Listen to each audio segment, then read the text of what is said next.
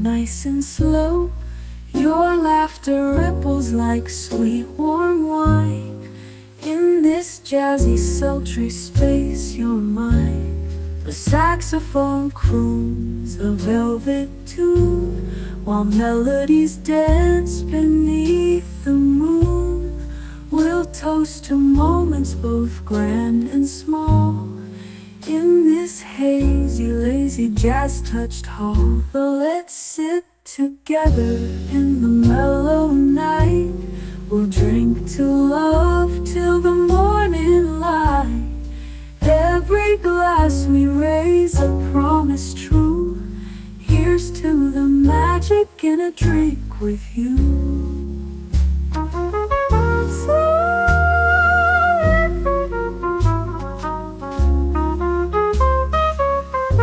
Your eyes, they sparkle with every click. Sweet rendezvous over a simple drink. We'll share our secrets in whispers low, just you and me where the jazz flows slow. The world outside fades into the mist, but here it's our own dreamy tryst. With each sip our worries drift away. Let's stay together till the break of day. So let's sit together in the mellow night. We'll drink to love till the morning light. Every glass we raise a promise true. Here's to the magic in a drink with you.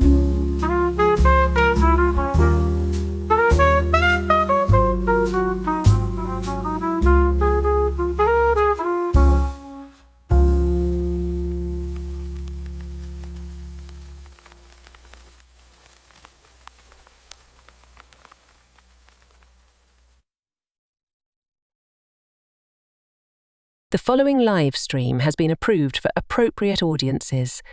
It may contain occasional strong language and may not be suitable for younger or more sensitive viewers. Viewer inebriation is advised, though not mandatory.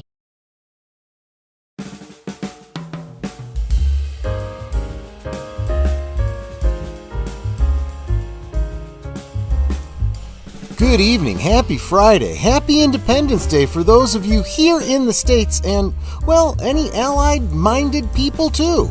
Tonight, we're wrapping up our retrospective of the films of 1985. It's amazing how many great films there were in this year. There are also some not-so-great ones either, let's be honest. Let's get into it. Settle in, top off your glasses, tell me what you're sipping on in the chat, and we'll roll this Canarble Wagon right now.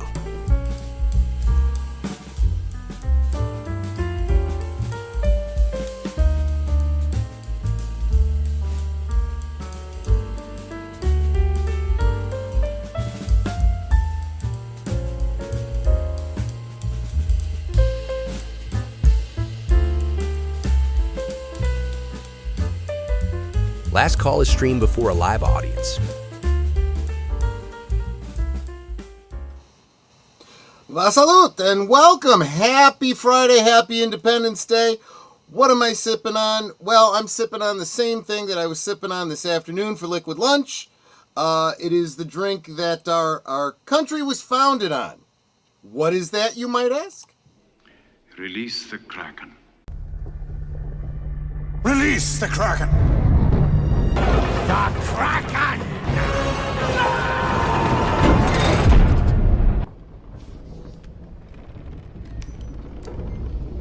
Why is the rum always gone? Because we couldn't get enough molasses. That's why the rum was gone. No. But that is what I am sipping on right now. I hope you are all doing well and imbibing and enjoying the festivities responsibly. Let me get my favorite people in here. Starting with Miss America herself, Netter of Netter's Network. How you doing, my dear? What are you sipping on? That's Captain America to you. Ms. Captain America to me, yes. I'm doing well. I'm actually about to be broken, but I am drinking a Polar Premium Seltzer Water Black Cherry. It's naturally calorie-free. And I'll be opening up another one shortly.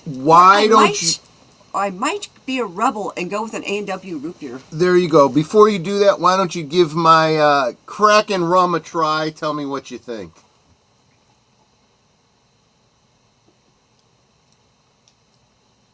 It's not bad. Right? It kind of reminds me of, what's that other stuff I drink that's in the back there? Oh, shoot. I can't think of the name of it. I told you it tastes like Formula 44 cough syrup.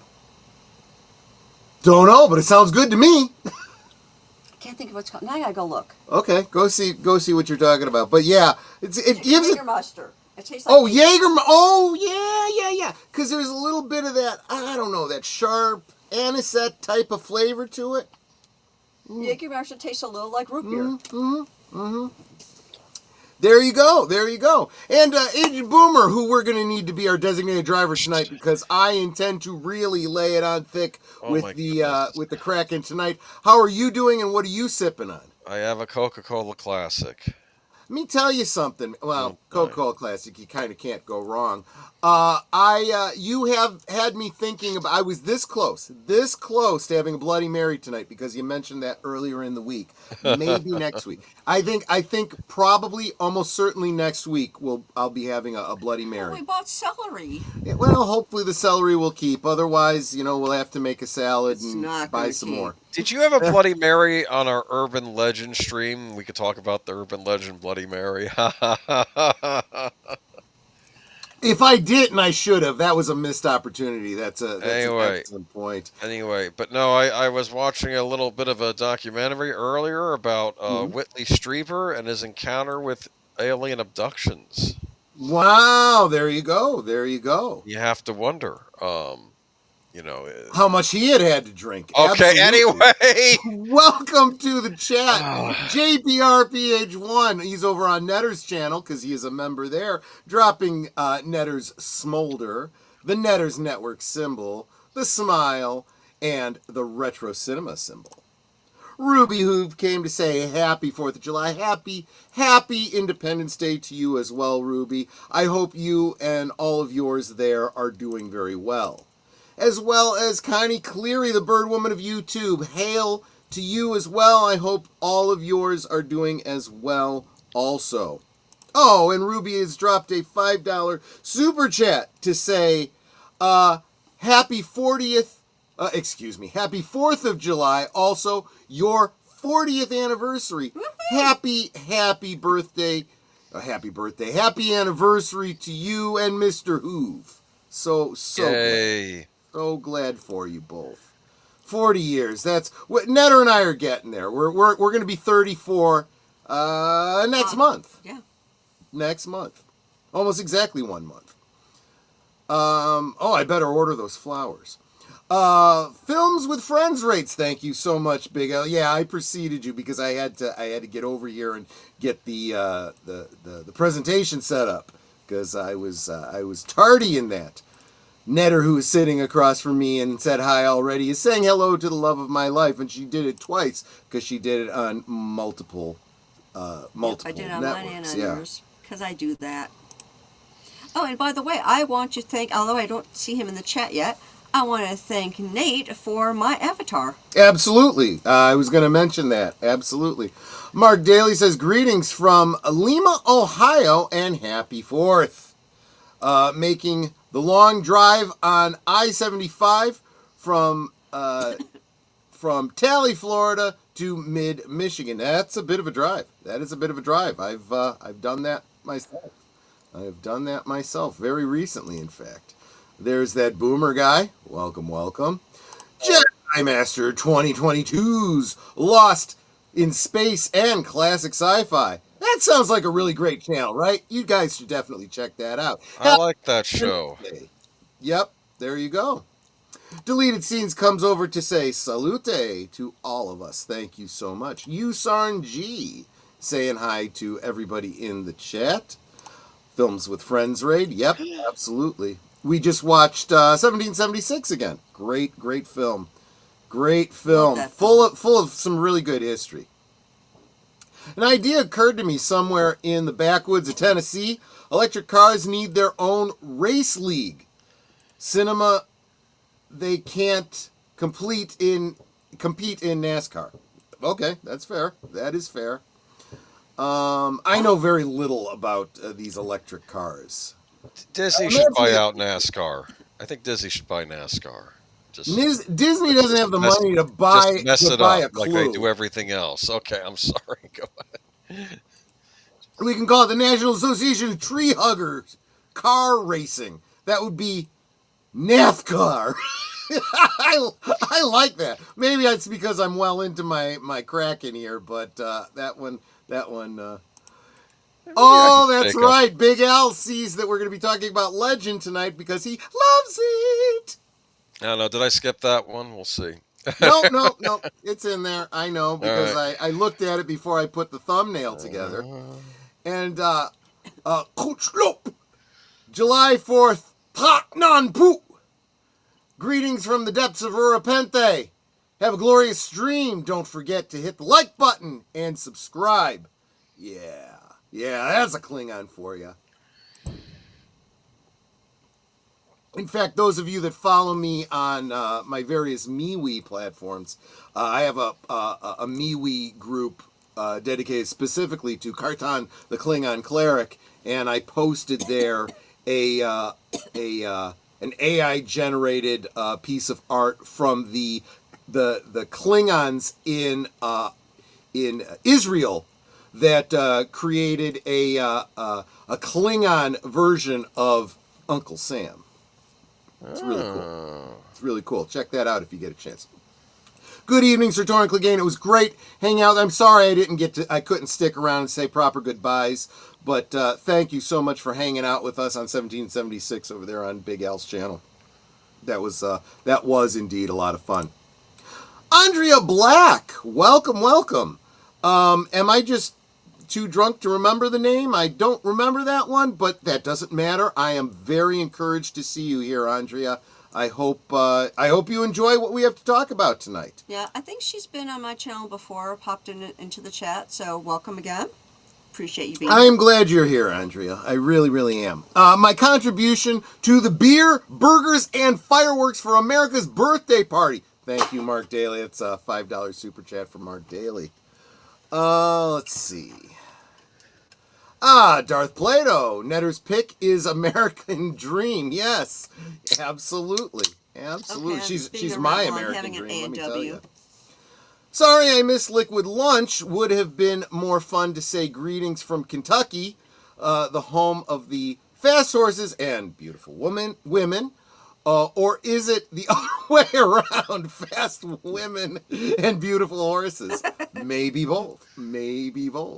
That's perfectly okay. You could always catch up on the Liquid Lunch later on. I was talking about the liquid birth of our nation and how our founding fathers started their rabble rousing by meeting up in bars and pubs over drinks, kind of like we do. I came here for the boomer groans. What? Yeah. I just did one when he said that. Anyway. Yeah, right. Exactly. No, there'll be plenty of boomer. boomer. Give the people what they want. The real Independence Day, not the phony Juneteenth. Yeah, exactly. I was just saying over on the other stream, people don't realize this, but Juneteenth was when the evil white people got rid of all their slaves. The nice, benevolent, and peaceful Native Americans kept their slaves for another year. That's true. That is true. I didn't realize that. That is absolutely true. Speaking of milestones, my dad turned 84 on the 2nd, and I'll be 56 on Thursday the 8th. Well, happy birthday to both you and your father, Mark Daly. That is a wonderful thing. Every year that goes by, that's if you want to look at it, from a dark perspective, that's 1 year closer to the grave. But The other way of looking at it is that's one more year that you've been hanging out with us, and we are thankful for it. Geek Flag with Nate Knows is here, and so he probably did hear you saying that we appreciate the icon that you created for her. Just got home. Happy 4th of July. Happy 4th of July to you as well, my friend. Troy, you been to Michigan? Why? No. Michigan is about the same latitude as Chicago, and I made the drive from Florida. I drove down to Florida and back again back in March. So I'm saying I've made a comparable drive. A comparable drive is what we'll say. Have we been to Michigan? I think we've driven through there to get to I remember we drove to Indianapolis for the whatever that con is, the D&D con. We've been to Ohio, obviously, for family. If we went through any part of Michigan, it was like at a bottom end to get, through there to get to a different state. I don't remember. I've been wanting to get to Michigan. I got a friend that lives there and just haven't visited him for Your invisible friend Otto? My invisible friend Otto, yes, exactly. Let's see, what else we got here? Guys all saying hi to each other, which, of course, I appreciate. Suzanne, good to see you. If I didn't say hi to you earlier, I think you were here for Liquid Lunch. Daniel Berry Sports Highlights. Happy 4th of July. Hey, everyone. Welcome, Daniel Berry Sports Highlights.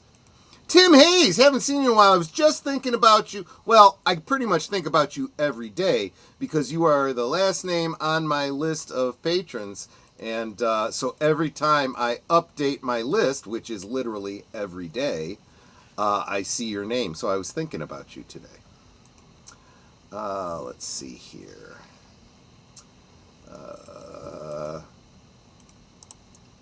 I like this. He goes through the whole list of everybody here he's saying hi to. You guys are awesome. You really are. You guys really, really are encouraging. I'm all for celebrating Juneteenth. Some people need to be reminded slavery ended 160 years ago. Yes. Before your parents were born. Probably before your grandparents were born. Not necessarily, but probably.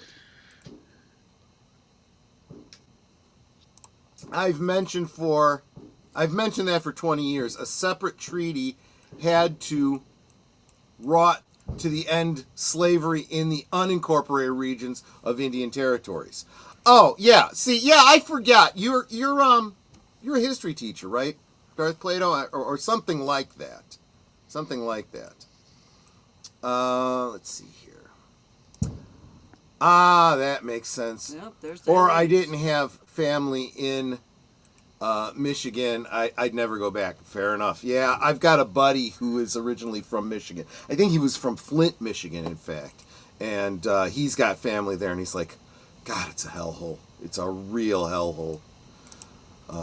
Yeah, we could do a whole stream about what happened in Michigan and the unions and all that stuff. Isn't Juneteenth about the destruction of Black Wall Street and in Tulsa, Oklahoma? It's the end of slavery. It was the last state freed all of their slaves on June something-teenth, I forget. 19th, I assume. Yeah, well, see, that's the thing. You know, you come up with these stupid names for things, which literally obscure the history you're supposed to be trying to remember. You know, it's the most ridiculous thing in the world, you know? All I know is I didn't get it all from work. Yeah, don't you feel like a slave? Okay, anyway, it's a happy day, 4th of July. Granted, we're not 4th of July. Oh, Suzanne, that is so sweet of you. She's making the rounds to hit the like buttons. You are sweet. You guys don't feel that you have to do that, but that is a very, very nice thing to do. It is a great way to boost our algorithms, you know. Julian McMahon just died at 56. Can you play Doc? Really? Wow. Okay, so yeah, he was the bloke from Nip Tuck. He was also one of the demons in Charmed, and he played Doctor Doom in the relatively good Fantastic Four movies. Man, I did not know about that. Okay, we're gonna have to. Did you send that one to us on X? Because we got to make sure we add that one to the in memoriam for Sunday. That's 56. What is it? I'll look for it. Julian McMahon. Okay. ussarn. It's a historical event in Texas that ended slavery there. It's not supposed to be the national event. It only applies to Texas. But Darth Plato, wasn't Texas the last holdout? Wasn't it the last state to abolish slavery or to free the slaves or whatever it was? Holy cow, he passed. I'm sorry, I'm shocked by that. Does it say anything about cancer? Oh, he had a private battle with cancer. That's too bad. No, I liked him. He's a good actor. I loved him on Nip Tuck. We'll mention him on Sunday. Yeah, I'll send you the link. Okay. Yeah. It's the anniversary of the signing of their Emancipation Proclamation, which freed some, not all, slaves.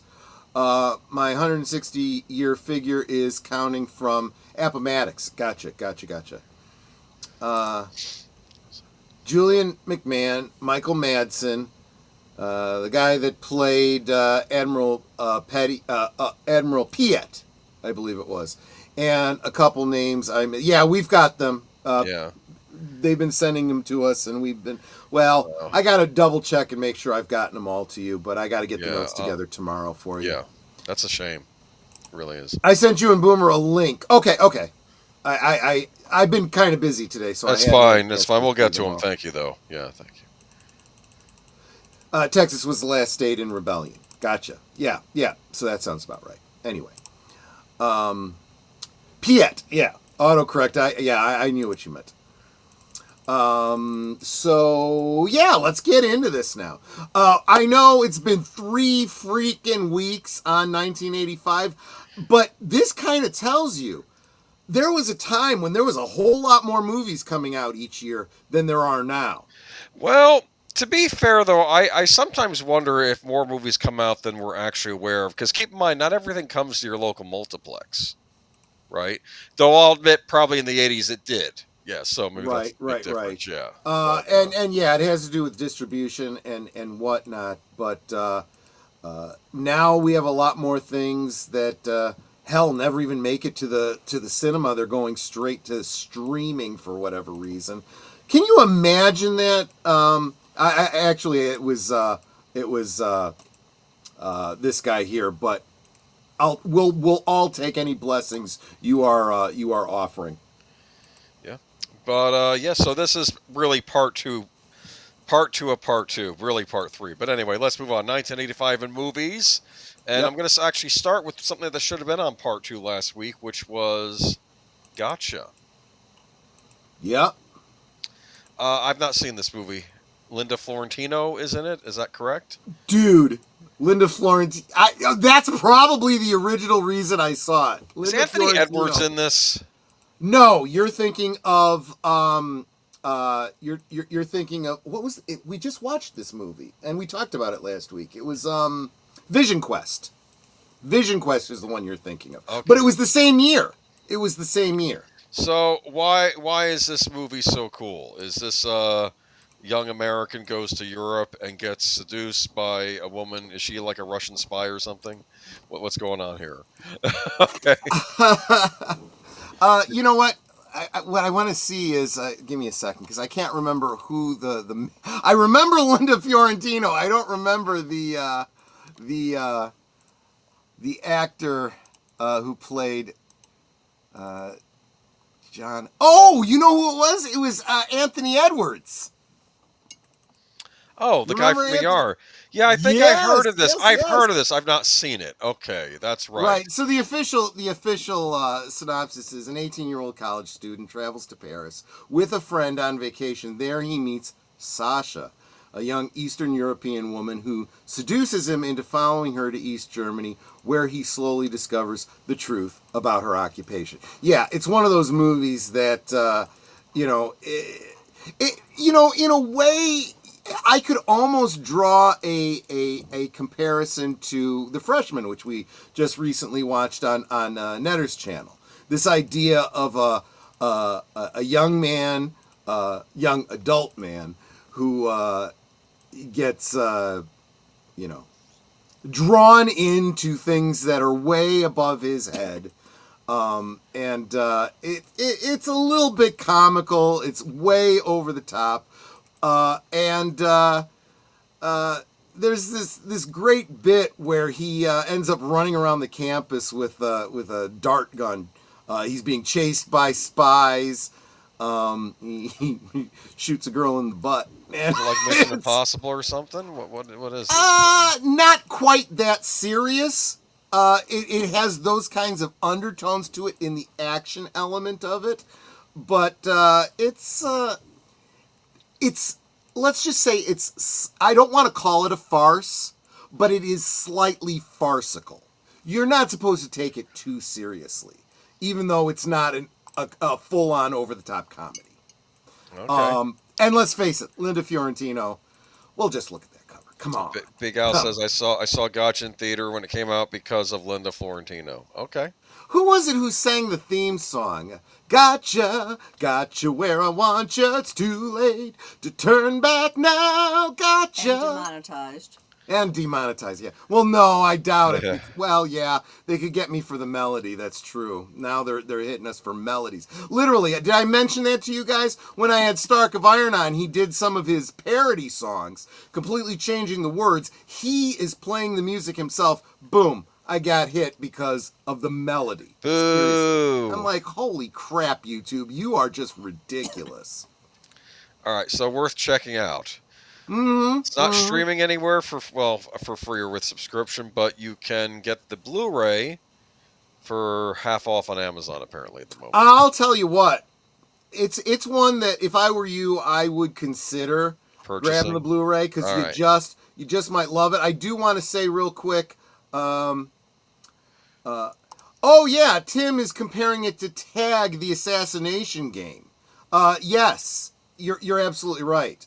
That one was about a bunch of kids on a college campus running around playing. It wasn't laser tag; they were using like paintball or something like that, and it kind of gets a little bit more intense, and people actually end up dying and stuff. Interesting. The assassination game was really popular in the 80s. Yeah. I need to find out the name of that. Here we go. It was by British singer Teresa Bazar. I did not know that. I would not have. I remember the song because of the movie, but I would not have known the artist. I really need to introduce you someday to the Zero Boys, which is a 80s kind of slasher movie about paintball enthusiasts. Okay, that's all I'm going to say. But that's 1986, not 1985, so we're not doing it tonight. Right. Maybe next year. Salute to Real Wade Nation Gaming Clips. Make sure you are subscribed to his channel. And check out his Rumble channel where he will be doing a watch party tomorrow afternoon. You should definitely check that out. Tag was good too. Yes, absolutely. Oh yeah, the assassination game. Yep.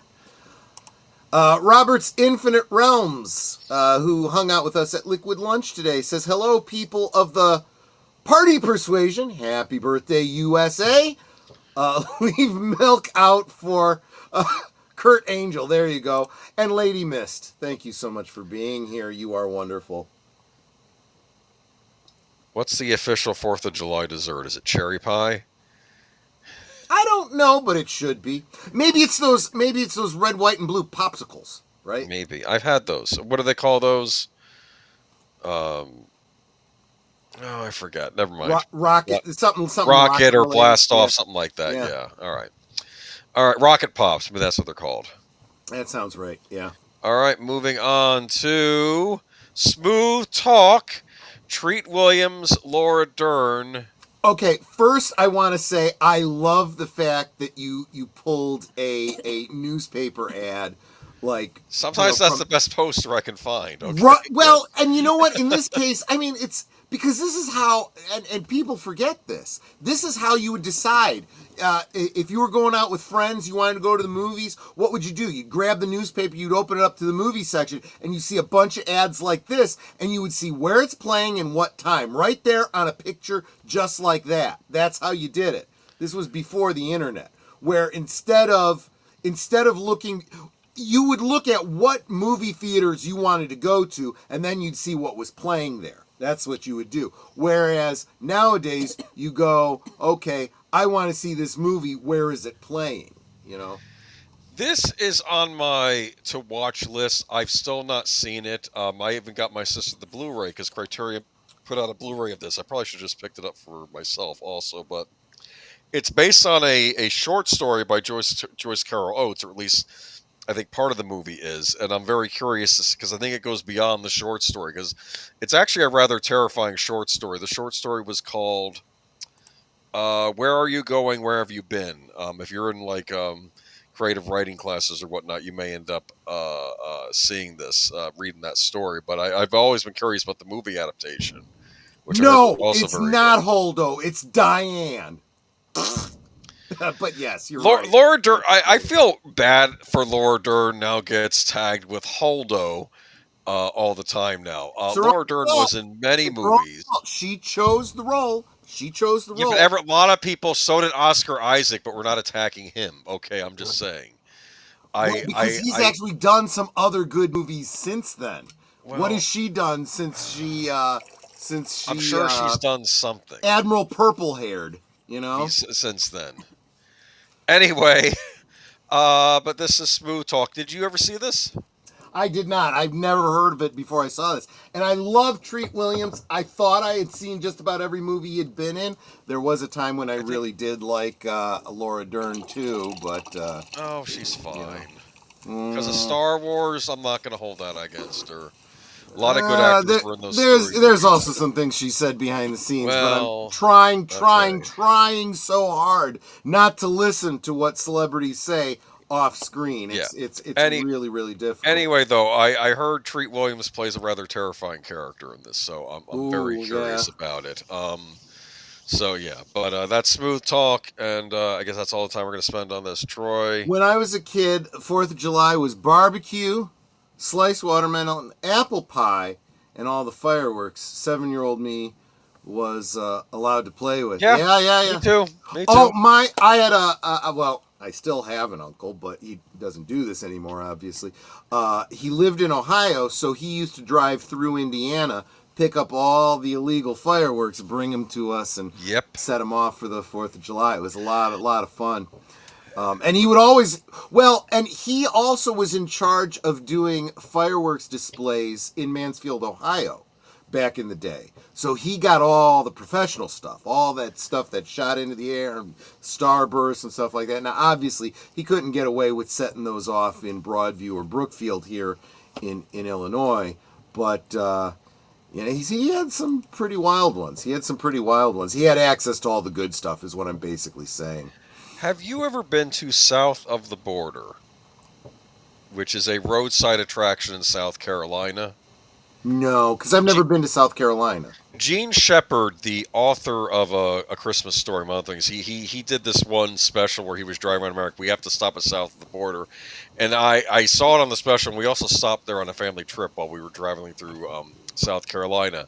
Uh-huh. It's a wonderful place to pick up fireworks at, because I think it's got I don't know if it's got a lot of Mexican imports there or what's going on here, but it was a place you could get a nice array of fireworks. Yeah, Fort Pedro fireworks. I want to tell everybody that loves fireworks, that is enjoying them this year, say a little prayer for all the people that make them, because although, yes, in theory it's dangerous, but that's not really the big concern. It's very messy work, and they do suffer. That black powder gets airborne, and it gets into their eyes. It becomes, just like onions, becomes acid in your eyes, and it burns for days. And so there are people suffering to pack and make those fireworks for you. Hopefully they buy them some goggles. Well, it doesn't help. There's no way to truly, because it's airborne. It's airborne, so you really can't. It's rough, but you know, God bless everybody that works with black powder, because otherwise, you know, I wouldn't be able to get my ammunition. Oh, Darth Plato says the 4th of July dessert is strawberry shortcake. You know, that's not a bad one. Strawberry shortake. That is a summertime dessert. Yeah. But let's move on to After Hours. Now, again, it's another Blu-ray I got from my sister one year. I keep buying her these nice Criterions, which I don't know if you ever watched, but this is a Martin Scorsese, I want to say, like, dark comedy. Is that right? I saw this movie. I friggin' do not remember it. It's about a guy that goes on a blind date, meets up with Patricia Arquette, and everything that could go wrong goes wrong. That sounds about right. Ordinary word processor Paul Hackett experiences the worst night of his life after he agrees to visit Mercy, a Soho resident that he met that evening at a coffee shop. Rosanna Arquette, not Patricia Arquette. Okay. Did I say Patricia? I said Patricia because we'd watched Lost Highway. Sorry. And you know who else is in this movie? Catherine O'Hara is in it. It's got a big cast. It's got a huge Linda cast. Fiorentino is also in this movie. No, it has a lot of people are in it. It's like Linda Fiorentino was 1985 was the year I fell in love with Linda Fiorentino. Just saying. I've heard good things about. That is why I saw this movie. By the way, don't remember anything about it. Did you but enjoy I remember it? Linda Fiorentino. Did you enjoy it? I must have done. I didn't hate it. I need to watch it. This should be Dick next Miller also. Remember him from Gremlins? He was the one that served in WWII. Yes, funny. But never heard of any of these movies, Darth Plato. Well, we're in the fall now. Now we're in September of '85 after the summer let's season. Be honest, this was the hard season for movies. You know, historically, anything from March on was good for movies. You know, that's when you'd want to go out and go to the movies. Now we're getting into fall, going into winter, so a lot of people weren't. And kids were going back to school, so it was a little bit more difficult. Well, we do end with the holiday movies. But I did want to bring up, though, that this is not no small movie, though. It's Martin Scorsese, and he's doing a comedy, which he doesn't typically do. I need to watch it. A lot of these smaller 80s movies, well, not as high budget as some of the blockbusters, still felt bigger in scope than what you'd see on TV. So, yeah. Chuck Norris, Invasion USA. Was this a canon film? Did we talk about this during the canon thing? Do you know what the plot of this is? Macho Man shoot guns. Oh, for the love of Mike. Okay, the Soviet Union. Here's the thing, though. I know I saw this movie. That doesn't mean I remember any details. Decides to do a call out to all of America's enemies all around the world, whether they be like South American drug lords or Chinese communists or Middle Eastern terrorists. Let's all just join up and invade Florida at Christmas time.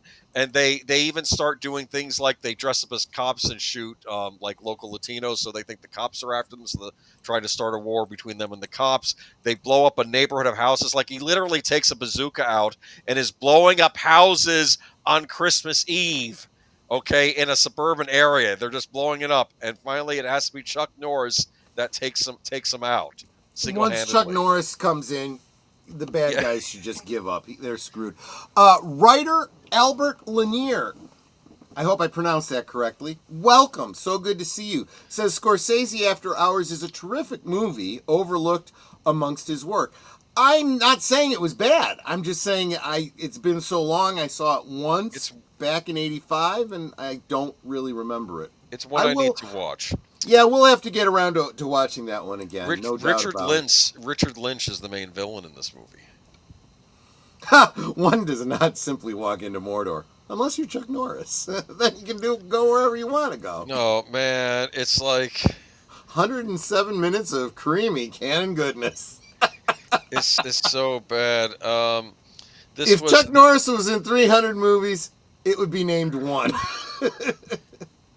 No, it's There you go. like, well, part of me thought that part of me thinks too in this movie, like did these invaders think out the fact that we have a National Guard? You know, that was gonna come after them right away. And you know what I'm also wanting to do now is,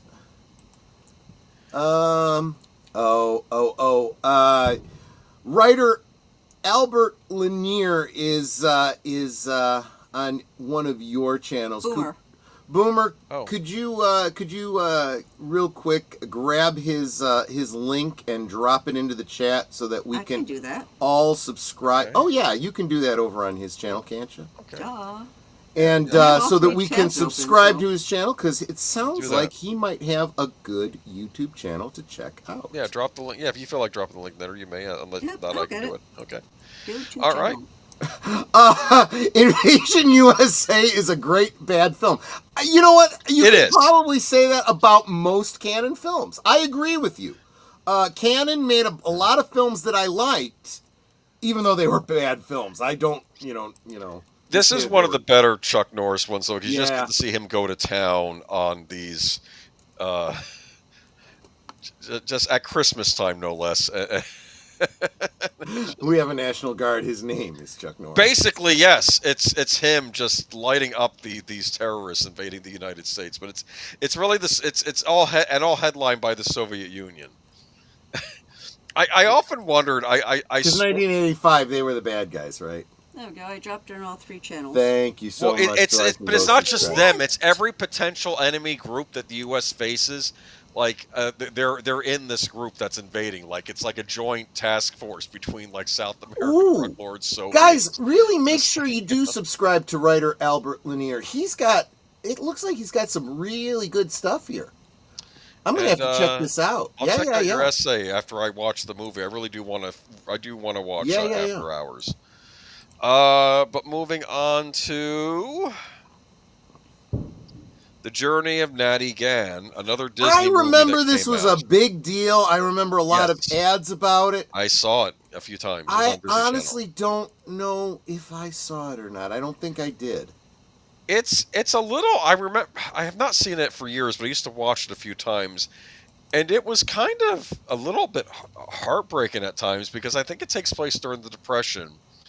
I think Natty Gann gets separated from her dad, and she's trying to find him all throughout the country during the Depression. I think she defends this wolfhound during this, but it's like a YA type novel, and yeah, it's so sad because you get to the end of the movie and you think she's missed her dad, she's not going to find him, and then suddenly he turns around and it's her, and they meet each other again. Oh, that's it's a heartbreaking kind of thing, and they do finally get together at the end. But I liked her because she's sort of a tomboy in the 1930s. She has like the like the cap that all the boys are. Or maybe she was pretending to be a boy. That could have been what it was. Yeah. You've got to be kidding me, Deleuze. Meredith Salinger. Too bad she married Patton Oswalt. Somebody married Patton Oswalt? Anybody married Patton? She was too good for him, I think. I'm currently thunderstruck that Tubi's showing Steven Seagal movies that had a budget. Yes, Tubi. Oh my gosh. Oh, Tubi. Everything's on Tubi. I've watched a lot of movies on Tubi. Wonderful cast. Haven't seen it in years. I've been meaning to watch it again. It was one of these Disney movies, kind of like Return to Oz and Black Cauldron that year, that kind of came and went. But that's why I saw it a lot on the Disney Channel. But yeah, that was something Disney should have done more of, these like live action versions of these children's novels that had stories like this. Yeah, and that is really the approach to take, right? It's what Disney always used to do. They take fairy tales, they take kid stories and whatnot, and just do something with them. And it was like a shotgun blast. It's like something's gonna strike, right? Not all of it's gonna strike, but something's gonna strike. All right, cool. All right. Salinger was cute in the 80s. I know I've seen her in other things too. Yeah. Anyway, she looks a lot like what's Bateman. her name? Justine Bateman. Oh my God, that's exactly what you. They have a similar look. Yeah, they have a. Similar By the way, I'm a huge fan of Justine Bateman. I always liked her, But I'd say in the past 2 to 3 years, I've become a huge fan of hers. Gotcha. Follow her on X. She is a sharp cookie. Yep, and writer Albert Lanier, it looks like we've got you at least 6 more subs, so awesome. Yeah, good. Let's build that channel more. And I dropped a message in the chat. I do a show on Thursdays called Thursday Things. I'm always looking for guests. She does. DM Absolutely. me on Twitter. I put my DM handle or my Twitter handle in the chat message, so you may have to follow me before you can message me, but then you can unfollow me because I don't care about that sort of thing on X. All right. What was it? Yeah, I remember this being said. I didn't watch it after the first. It has a happy ending. It's sad, almost like she has all these trials. She does befriend a dog or a wolfhound or whatever. I've told you all the Pretty Woman. It has a story, happy right? ending. That's all I'll say. Boomer, I've told you the Pretty Woman story, right? What Pretty Woman story? I think I'm guessing about half the people in the chat have not heard this story. So I was in high school at the time that Pretty Woman came out, and I had literally just broken up with my girlfriend. And my buddies said, come on, we're going out to the movies. We're going to go hang out. There's a bunch of friends. Get your mind off of things, right? We went to see Pretty Woman. I don't know why we were seeing Pretty Woman. I think we got to the theater. It was the only thing that was playing, at the time that we could really take in a movie. I'm like, okay. Went and watched Pretty Woman. This is a good enough movie, right? But here's the thing. They were paying. They were trying. They were the bros trying to take care of me, right? So they got me the big popcorn. They got me the big soda. And I was about 2/3 of the way through the movie, and I'm like, I gotta pee. And I held it as long as I could. And I eventually got to the point where I'm not going to make it to the end. I've got to go. I've got to go right now. And I got up and I ran out of the theater. I wasn't even paying attention to the movie at this point anymore. I had no idea what was going on. Well, I guess I left at like that point in the movie where everything looks the bleakest and, things are sad and, whatever. I had no idea. My brain was just, I gotta pee. I jumped up and ran out. I got to the bathroom. I felt like I was going to be sick. That's how bad it was. I stood in front of that urinal for like 3.5 minutes going because it was so bad. Then I get back to the theater and I'm like, the movie's almost over. I don't want to go and I'll just wait back here. Well, the guys come out and they're like, dude, are you okay? And I'm like, yeah, I had to pee so bad. And they're like, oh, we thought you were like upset or something. And I'm like, upset about what? Well, you just broke up with your girlfriend and then the movie's getting all. I'm like, I had no idea what was going on in the movies. I had to pee so bad. They're like, oh, okay, let's go. Oh, that's funny. It was so now, and I told Netter this story. So now, when I really have to go, she's like, how bad is it? Is it Pretty Woman bad? I'm like, no, it's not quite Pretty Woman bad, but it's getting there. Okay, there you go. I didn't run into an experience like that in a theater at a hockey game once. I had to run to the bathroom. But yeah. Welcome, Outlaw Bill. Happy 4th of July to you as well. Yeah, welcome to you. Good to see you, my friend. Always good to see you. I'm going to go to the next movie. Go for it. Ramen noodles and drinking some 1812 bourbon. That's good stuff. That's some good stuff. It's just my wife, and kids are out of town for a few days. You are not alone, my friend. You are here with us. One of us. And I wanted to mention that Netter was having an A&W. A&W is made with aged vanilla. Did you know that? A&W root beer's got that frosty mug taste. Yes.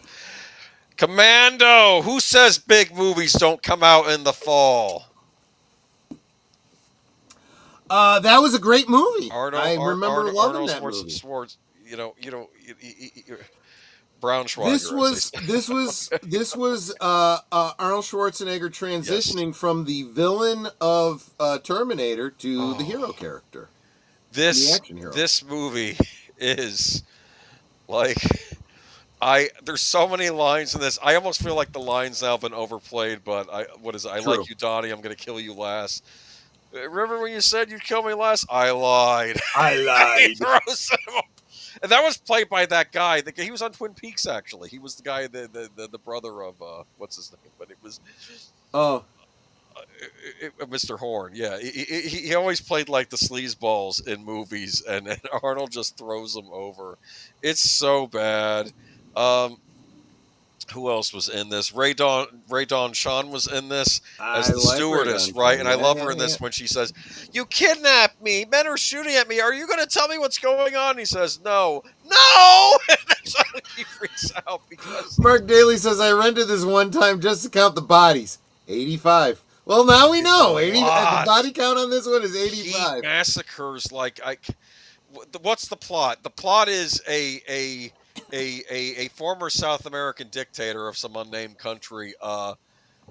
He got deposed by a democratic election, and because I guess the U.S. didn't want him in there, and now he wants to be put back in, and you're going to assassinate the current president of my country, or we're going to kill your daughter.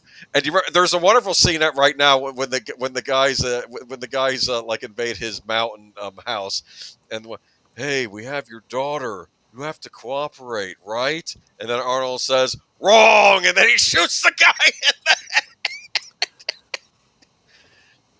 It's so bad. And what's his name is in this? The guy who plays the villain. Hold on. I'll get his name for you because he's Albert known. Lanier says, "I write a newsletter for Substack where I review forgotten, little-known, barely remembered movies. In the past, I think I may have done a review on... I may review Natty Gann in the future." There you go. Yeah. There's a theory that the guy, this is Mark Daly says, there's a theory that the guy Arnie plays in Commando is the same guy as Predator. Actually, I have heard not only that, but that Predator is in continuity with Terminator, and it is that same character that is the template for the T-100, T-1000, whatever it is, the model that Arnold is. But Vernon Wells was in this as the villain. Yes, he Captain was. Simon Bennett, his old arch enemy. Don't wait, my friend. He's dead tired. It's had a great cast. James Olsen was in this. A young Alyssa Milano was in this movie. Remember, she's his daughter in this. It's just it's an incredible 80s action movie. It's just wall-to-wall violence.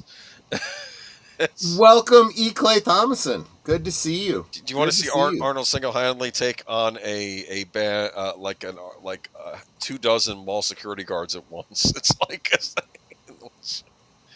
big dumb action movie. Yeah. Don't take it too seriously. It's just fun. Like there were the smart Arnold movies and the dumb ones. I used to categorize this in the dumb ones, but then when I was watching the behind-the-scenes stuff, they were intending this to sort of be a spoof of action movies. There's a lot of like humor in there that's completely ridiculous. But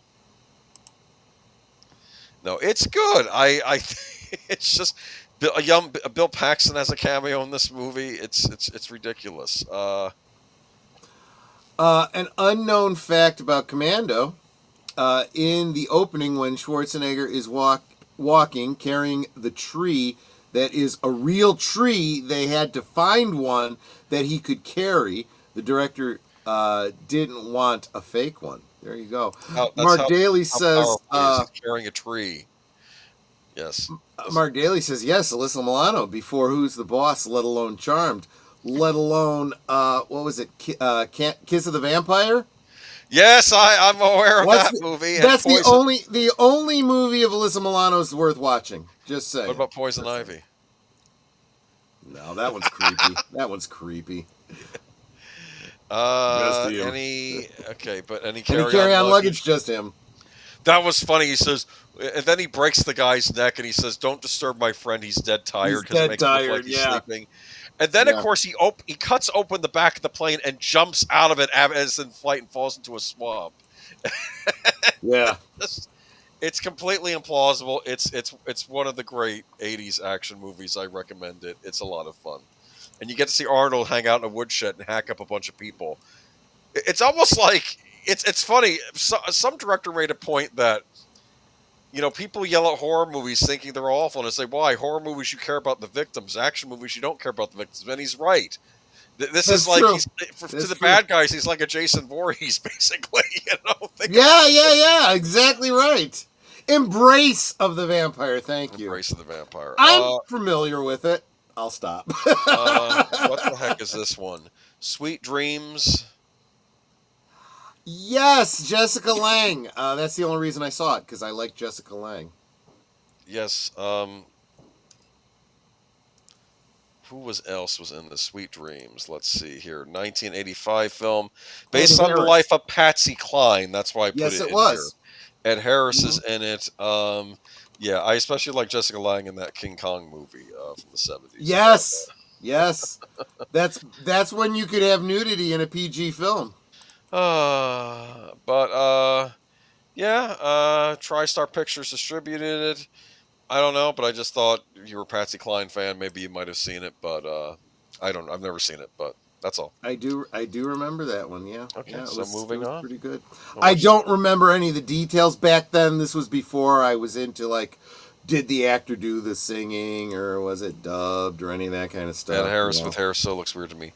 Sissy Spacek, Coal Miner's Daughter, that's a really good one. Yes. Yeah. But Patsy Cline biopic says deleted scenes. One of the worst movies in 1985. What was it? Sweet Dreams. I've not seen it, but I don't know. Jessica Lange, Remo Williams. The adventure begins. I wish we had gotten the appropriate sequels to this movie. This was a much better film than it's given credit for. Did a rewatch of this right after he died. In fact, just because. I think we did this one, and we did Time Rider, also a movie that he was in. That was a little creepier of a film. Geek Flag is asking where I find these movies. I did research of movies in 1985 and went by release date. This was originally going to start out as just a summer 85 movies, but Troy said there's so many other movies from 85 we have to cover, so I decided we'd save the others for the other stream. But Remo Williams, we did a live rewatch of this after the actor passed, and this was supposed to be a series, but it didn't quite make it. But what's her name from Voyager was in this too? Oh, Kate Mulgrew. Kate Mulgrew was in this, yes. She plays a military officer that it was. Yeah, it's also very farcical. It introduces and this is also real politically incorrect because you got an actor playing an Asian character and he's not Asian. I don't know. He plays he was still Chen, the Shinanju master who is teaching Remo Williams to be an assassin using all these pseudo magical, Korean martial arts. That's what it was, right? Yeah, it was. This whole thing where you learn how to, like, take your two fingers and poke them through a wooden board. He's so strong he can support himself on just his two fingers, and he can dodge bullets because he's so fast. And the way you do it is that your mind learns to recognize where he's aiming and where the bullet's going to be, and you hear the tendons of his fingers before he pulls the trigger, and you're able to dodge. And when you get powerful enough, you can run on water because you can run so fast. Yeah, I mean, we watched it. I enjoyed it, but political correctness wrecked everything. I have to tell you, Mark Daly, I was watching. Earlier today, I was watching the Bad News Bears. Remember the 70s Bad News Bears? Yes. And there's one kid there that's using like every racial expletive in the book, complaining about all the other team members. But then one team member says, "Well, since most of us are of either this, or that, maybe you should shut your mouth." It was like that. But yeah, it's like even in a kids movie you'd have that, but it was not. I don't know. I think people got more sensitive after that. I saw Remo Williams with Rambo when I was 15 at a double feature theater. Thank goodness Remo Williams was a good movie because Rambo sucked. It's funny, I did Rambo last week, but I like Rambo, but I made a point that some people have thought that it's actually supposed to, again, much like Commando, supposed to be a wink at the audience kind of movie, but I don't know. Let's move on to, what is this? Can you read that? That is Silver Bullet. Yes, the Stephen King, another Stephen King adaptation. We've Corey done a watch Haim. party of that. I want to say that was on Big Al Presents we did that. Is that your favorite werewolf movie? No, it's not my favorite, but I do like it a lot. I'm in the Howling camp. I think the Howling's my favorite. Yeah. I know. I think what's the rule? You're either American Werewolf in London or you're Howling. Well, and I like him. I love. No. London, I'm a both. Both. Yeah, both is good. Okay. Because let's face it, Jenny Agutter. You know that in and of itself is enough reason to love that movie. Both movies have boobies, so that is what you love about 80s horror films. Silver Bullet, though, was a Twin Peaks alumni in this as well, if I recall? Yes. Oh, damn, I'm forgetting the actor's name. Always forget it. And Deleted's going to jump in here, I know. Big Ed Hurley plays the priest. Yes. Good little movie, though. Kind of a mystery where you're trying to figure out who the werewolf is, right? For a little yes, while, and that's probably the best thing about this. I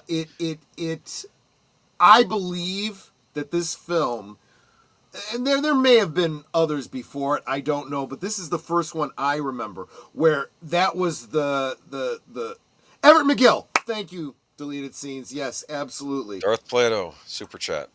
Darth Plato for $2 says best werewolf movie is Teen Wolf. We did about that summer once. Yes, that was also this year. Good year for werewolves. You're right. It was a good year for werewolf movies.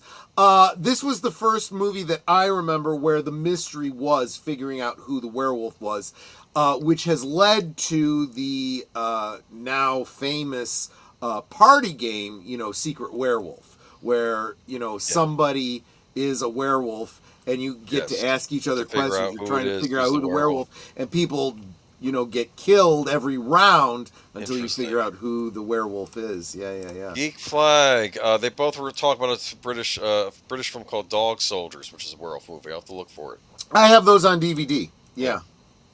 Werewolf movies always took a backseat to vampire movies. They did. Well, werewolves. I think it's harder to do werewolf movies because a vampire you can pretty much have a person playing them with some light makeup, not even makeup. Yeah, so I have to admit on the Dog Soldiers thing, I did get the DVDs.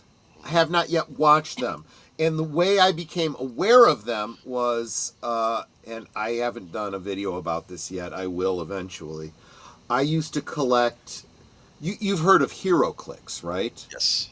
Well, there was WizKids also did a line that was directly related called Horror Clicks, and one of the creatures was Dog Soldiers, and you had the 3 different levels of power of these Dog Soldiers, and I was like, well, this is interesting. They look like werewolves, and they have some of the same powers as werewolves. And I started looking into it, and I was like, oh, there's this movie series, and I said I gotta find out about them. And I like both Howling and American Werewolf in London, absolutely.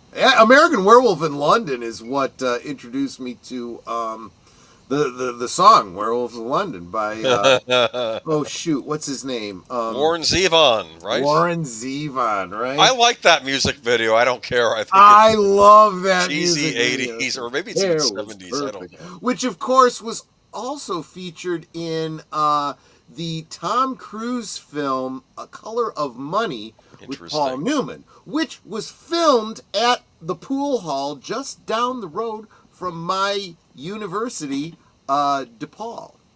So, Geek Flag with Nate Knows says, what is it? The 2 best werewolf movies were, he had a super chat. Dog Soldiers and Howl. I also have that movie on DVD. I need to watch Howl. I have a, I think the list of movies that I don't have is probably shorter. Dog Soldiers, Rourke's Drift with Werewolves. Interesting. I will watch them. I have them on DVD. They're on my to watch list. A Werewolf Whodunit and Agatha Christie didn't write it. Interesting. Yeah, there you go. If you want another great werewolf whodunit, I recommend the Amicus the movie The Beast Must Die from the 1970s. It actually lays it out like a murder mystery, and then it gives you an intermission and says, "Who do you think the werewolf is?" We'll let you take some notes for a couple minutes, and then we'll tell you who the werewolf is and the party members, right? You know? Wait a minute. Are you being serious here, Jesse Guajardo? Troy, did you hear about the new Disney Plus Marvel series based on the tabletop game Werewolf the Apocalypse? No. Please. No, please, no. You want to have that clip from The Office? Why did they do no? I'll look into that. Maybe not for this weekend, but I'll maybe for future geekies. Have you seen Kindred the Masquerade? Is that what it's called? Kindred the Masquerade? I think so. It was a Kindred the Embraced. Kindred the Embraced. That's what right. It was. It was based on Vampire the Masquerade. Great series. Loved that show. Lasted for one season. It was based on White Wolf. The sister game to Werewolf the Apocalypse which was Vampire the Masquerade. I have all of those books, all of those source books for the role-playing games. Horror Clicks, now that's nostalgia. So I have almost every single Horror Clicks, figure and the cards and all of that kind of stuff. And I did get Hero Clicks put out a horror line. It wasn't Horror Clicks again. It was, horror figures in the Hero Clicks line. It was a limited edition, and I got every single one of them. That's cool. Yeah. Kindred was interesting, yeah. Did you ever play Redemption? What is Redemption? Was that in the same White Wolf line? It sounds like it is. Yeah. Is that like Red? Was it? No, Red Dead Redemption is a Western video. That's a Western video game. Yeah. Yeah. I don't know. It sounds like something in that line. Maybe the lead actor died. I want to say was it a car? No, I think it was a motorcycle accident. All right. Yeah, that one was rough, but Silver Bullet though. Worth checking out. Yeah, definitely. I love that movie.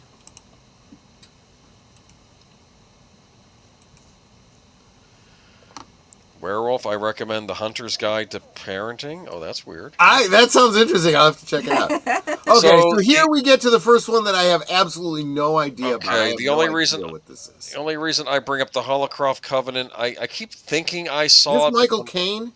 Yes, Michael Caine. Okay. You have to understand something. Michael Caine would be in anything. Yeah, he would. He didn't mean that everything he was in was bad. He was a lot of bad movies, yeah. But it was based on a Robert Ludlum, novel and directed by John Frankenheimer. I keep thinking I did see this at one point. I think it's maybe it involves I think he finds out his father was involved with a certain German organization back in the day he was unaware of, and now they're after him. Or I don't think it's one of those thrillers. It looked interesting, but I've not seen it. Okay, but it's Robert Ludlum, the Born Identity guy. Before you go on, I think if we were going to be disciplined about our time, we would be a little bit past the half hour. You want to do the commercial break? So I'm going to go to our commercial break. It's not a paid commercial. I'm just letting you know what we've got coming up this week. Give me 2 minutes 20 seconds so I can refill my drink, and I'll be right back. You are watching Last Call, streaming every Friday night at 9 Central, 10 Eastern. Come on in, pull up a chair, and have a drink with us.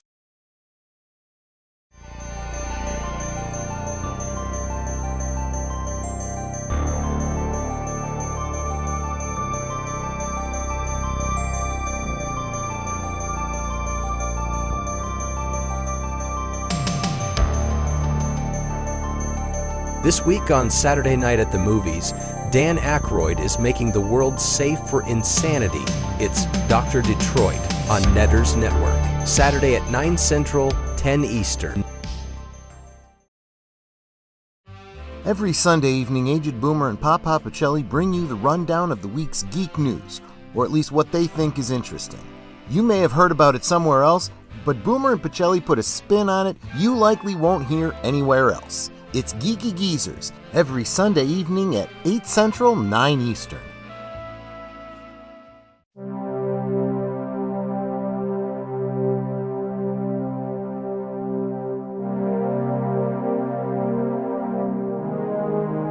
This week on Live from Sparkwood in 21, we will be taking a drive down David Lynch's Lost Highway, searching for where the road leads us, possibly to our own psychogenic fugue. Join us this Tuesday at 7:30 Central, 8:30 Eastern on Deleted Scenes and Affiliates.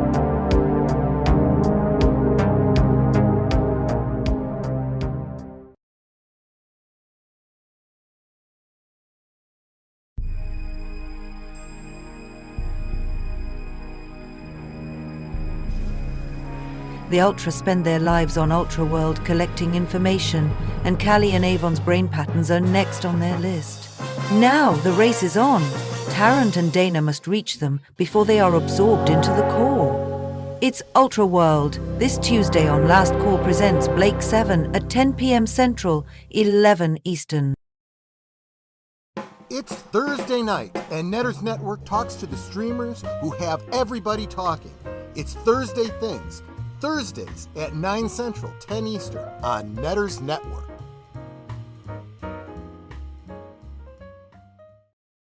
Did you top off your glasses? We now return to Last Call. You have to introduce me to her sometime. She sounds sweet. I'm just saying. I think you and Sophia would get along very, very well. Sophia, okay. I think she's a little young for you, but... Well, anyway, moving on to The Quiet Earth, science fiction movie. Ring a bell to you at all? I believe it was an Australian production. Dude, I thought it was New Zealand. Is it New Zealand? It is New Zealand. No, you're right. It is New Zealand. Dude, this is the weirdest damn coincidence. I literally just saw this movie 3 days ago.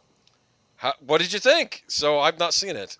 I cannot believe it. I didn't realize it was an 85 film. I was watching a video someone else had done about, I don't remember what it was that tied all the movies together. It was talking about different sci-fi films that you haven't seen and you should.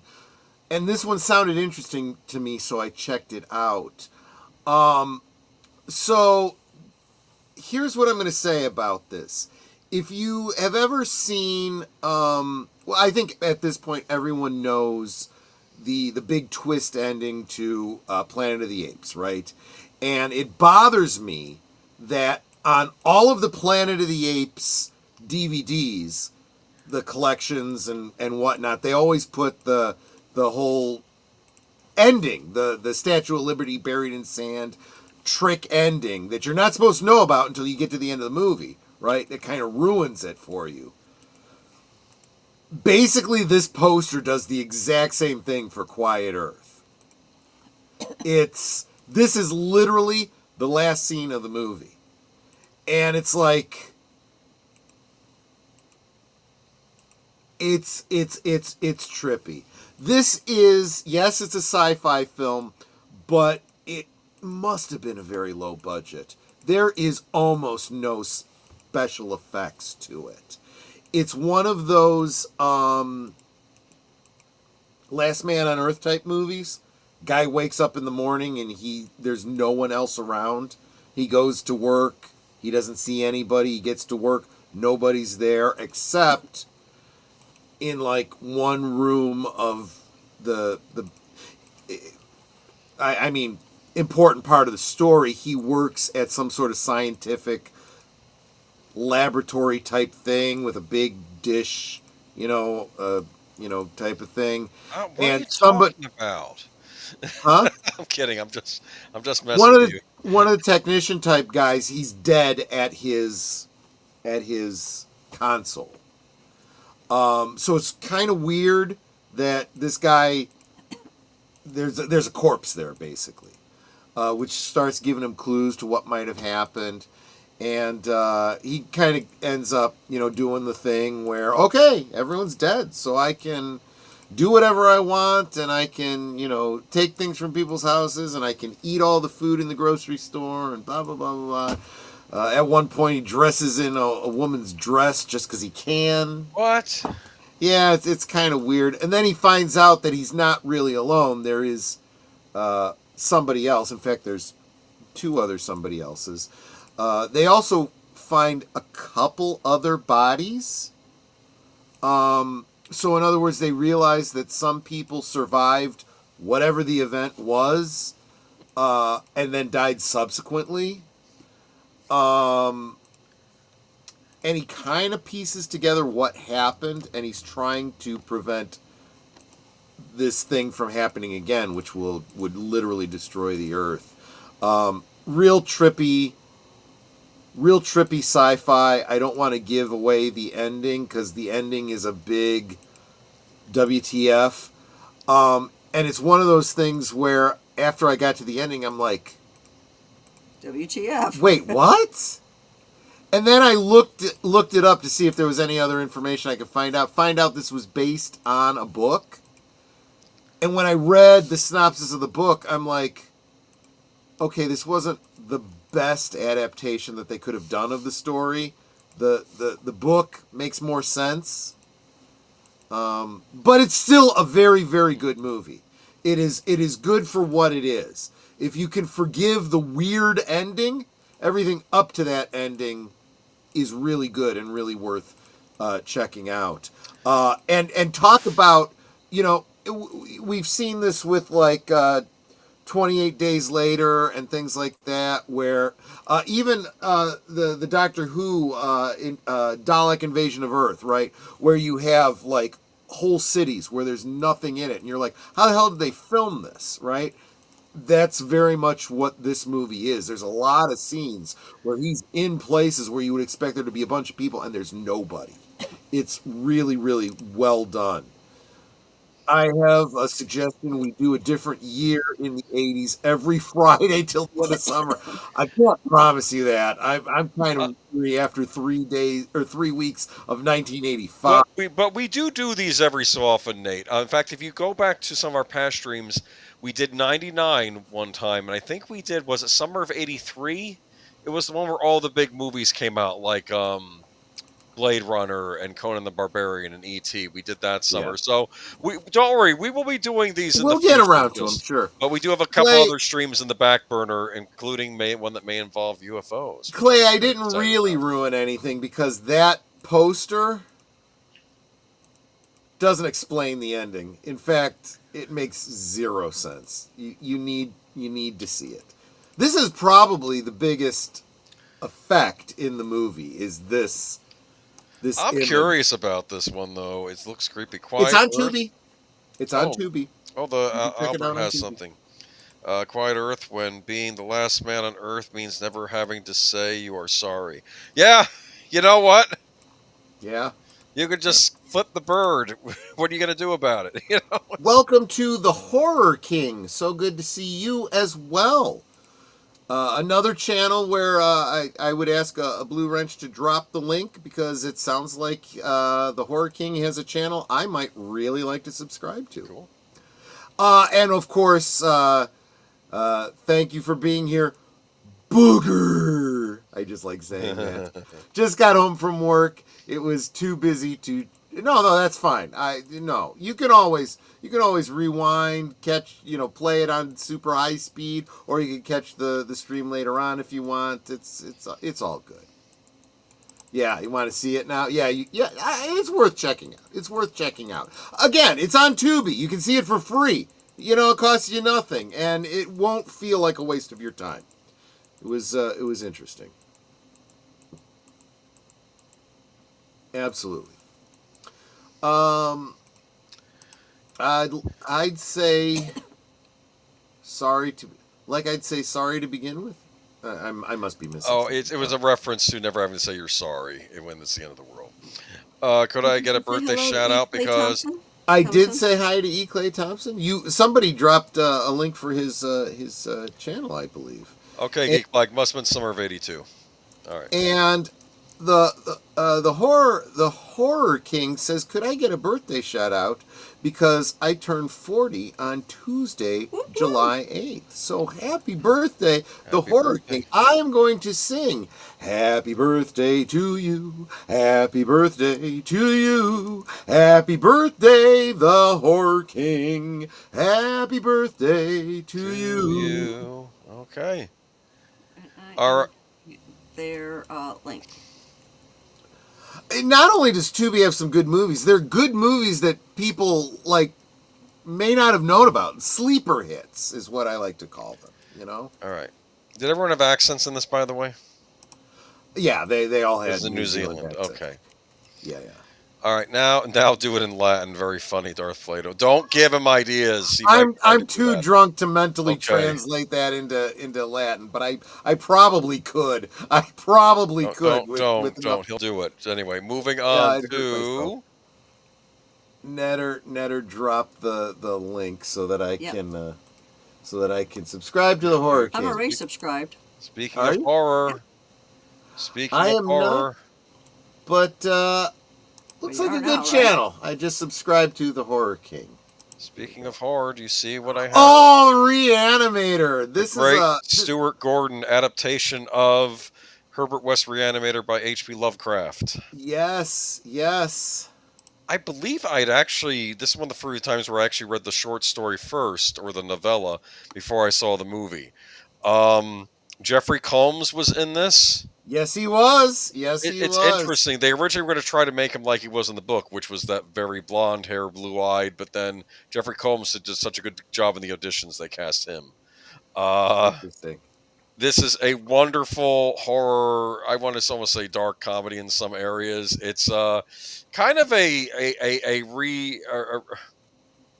redo of the Frankenstein formula. Yeah, I always imagine that Lovecraft was inspired by Shelley. Real quick, Booger, no, I don't speak Latin fluently. I understand a lot more than most people do, so I can usually come pretty close. My pronunciation isn't bad. He was a choir boy. I was a choir boy, yeah. Altar boy. No, yeah, we didn't have a choir at my church. I was an altar boy, and I learned the entire Mass in Latin, and from there I got interested in Latin, and just started picking up words here and there. Mostly legal and medical terms, but I know a bit. I'm also real into, you see, I'm kind of a word nerd, so I kind of am really into etymology. So I always like, where does that word come from? And you trace it back, and it's either Germanic or French or Latin or whatever. So yeah. Anyway, big fan of Reanimator. It's one of the great 80s horror movies. One of the I think one of the more successful H.P. Lovecraft adaptations as well. And they had it set in modern times. They did originally want to set it in the 1920s, but it was a budgetary thing. But some great gore effects in this movie. Yes, it was a reanimated head. And I remember the line when he says, "You'll never get credit for my experiments. Who's gonna believe a talking head? Get a job in a sideshow." Exactly.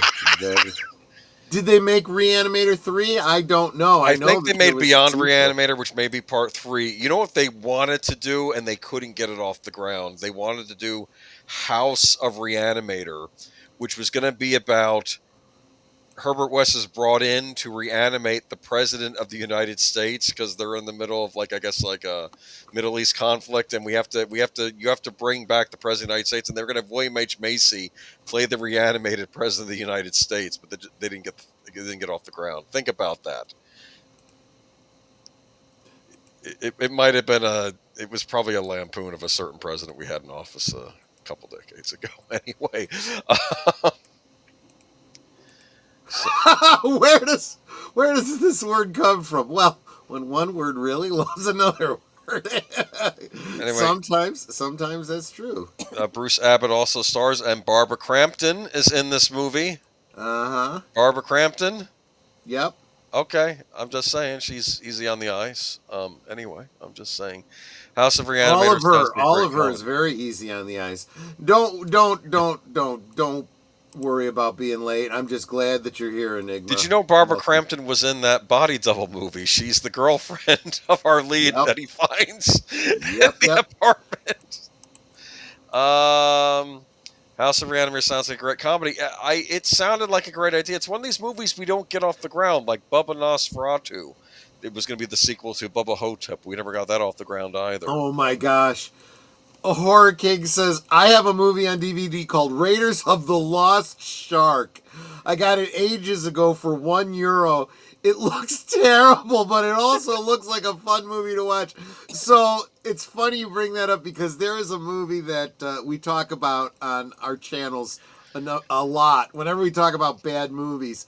Big Al Presents he does a lot of film reviews, and sometimes he does bad movies just for the fun of it. And he did a review of a movie called Ouija Shark. That movie is horrible. I need to but see Netter this. and I had so much fun with it because we've gotten so much mileage out of talking about that movie. It's sometimes the bad movies are kind of worth it.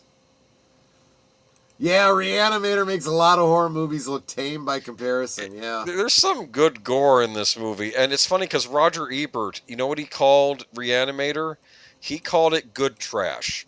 And he says, Good as a critic, trash, you have to separate the good trash from the bad trash. A lot of the critics didn't understand. Because he said, yes, there's all these things in it that should make it an awful movie, but it's not. That's what he gave it a thumbs up, so I thought that was interesting. There you go. Need to see Ghost Shark. Isn't that the same thing as Ouija Shark, or is that just a pale imitator, Jesse Garhardo? I don't know. It's definitely in the same wheelhouse. Yeah. Anyway, check out Reanimator, horror classic. If you haven't, it's a great one to watch on Halloween time. No, now this is in my head. Ouija Shark, do. Ouija Shark, do. Now you're definitely demonetized. That will get you out. Well. No, it's a children's song, so. Well, but it's probably copywritten. Anyway, oh Lord, now it's into my head. Thank you. Moving on to Suffer with the rest of us. Yes, dude. Look at this poster. This has to be a canon film for too. The greatest movie ever made, Death Wish 3. Have you seen Death Wish 3? I saw Death Wish. Okay, so Death Wish 2 happened. And in that one, he loses his daughter, and his fiance leaves him at the end. It is coming, Darth Plato. I am going to do a karaoke stream over on Rumble. I have promised you guys I will be doing that. So in Death Wish 3, Paul Kersey decides to visit a old war friend of his, even though he wasn't in the war because he was a conscious objector. But anyway, is a veteran friend of his living in New York City. Remember, he left New York City at the end of Death Wish 1, so now he's going back to visit a friend. And New York City in this movie, instead of it being like a gang of 5, it's a gang of 50,000, okay? All horrible, scummy criminals overriding this block. It's an army. And he goes to visit his friend, and his friend gets murdered by these guys because he's not giving them the payments. So the police arrest him, arrest Paul Kersey, and they're like, I know who you are. You're Mr. Vigilante. But he says, you know what? I'm going to turn you loose because we don't have a handle on this situation. Go do what you do, but keep me apprised. And then he befriends all the groups. Like you have like this nice like Jewish Polish immigrant couple living in the apartment building, and they're getting harassed by these horrible. Marina Sirtis is in this as that does not necessarily make it a good movie. Rook King says, "I think you should watch the trailer for Raiders of the Lost Sharks." It's on YouTube. I will. I'll check it out. I absolutely will. Mark Daly says a very young Marina Sirtis appears naked. Yes, during I'm going to be polite, a violation scene, which is probably the least... Wait, in this movie? Yes. I did not know. I thought her only nude one was the period piece that she's in with... No, it's also a canon movie. Anyway, Marina Sirtis, I think Red Letter Media played a clip when they were covering this movie, and they said they played a clip of Marina Sirtis at a Star Trek convention early on and saying how she was so grateful to the love of the fans and the success of Star Trek because it got her out of doing other movies. And I think she was referring to movies like this because she thought movies like this were a real career dead end. And then she gets to be on Star Trek, which is a lot more respectable than being in Death Wish 3. Oh, Death Wish 3 is wonderful. It's basically Paul Kersey going to war with an entire army of just horrible street thugs. Like the gigglers in this movie. You know what the giggler does? The giggler will steal your purse and then giggle. Ha ha ha ha, as he runs off. So Paul Kersey gets a Wilby Magnum sent to him. He has the Wilby Magnum, and he has an expensive camera on his back.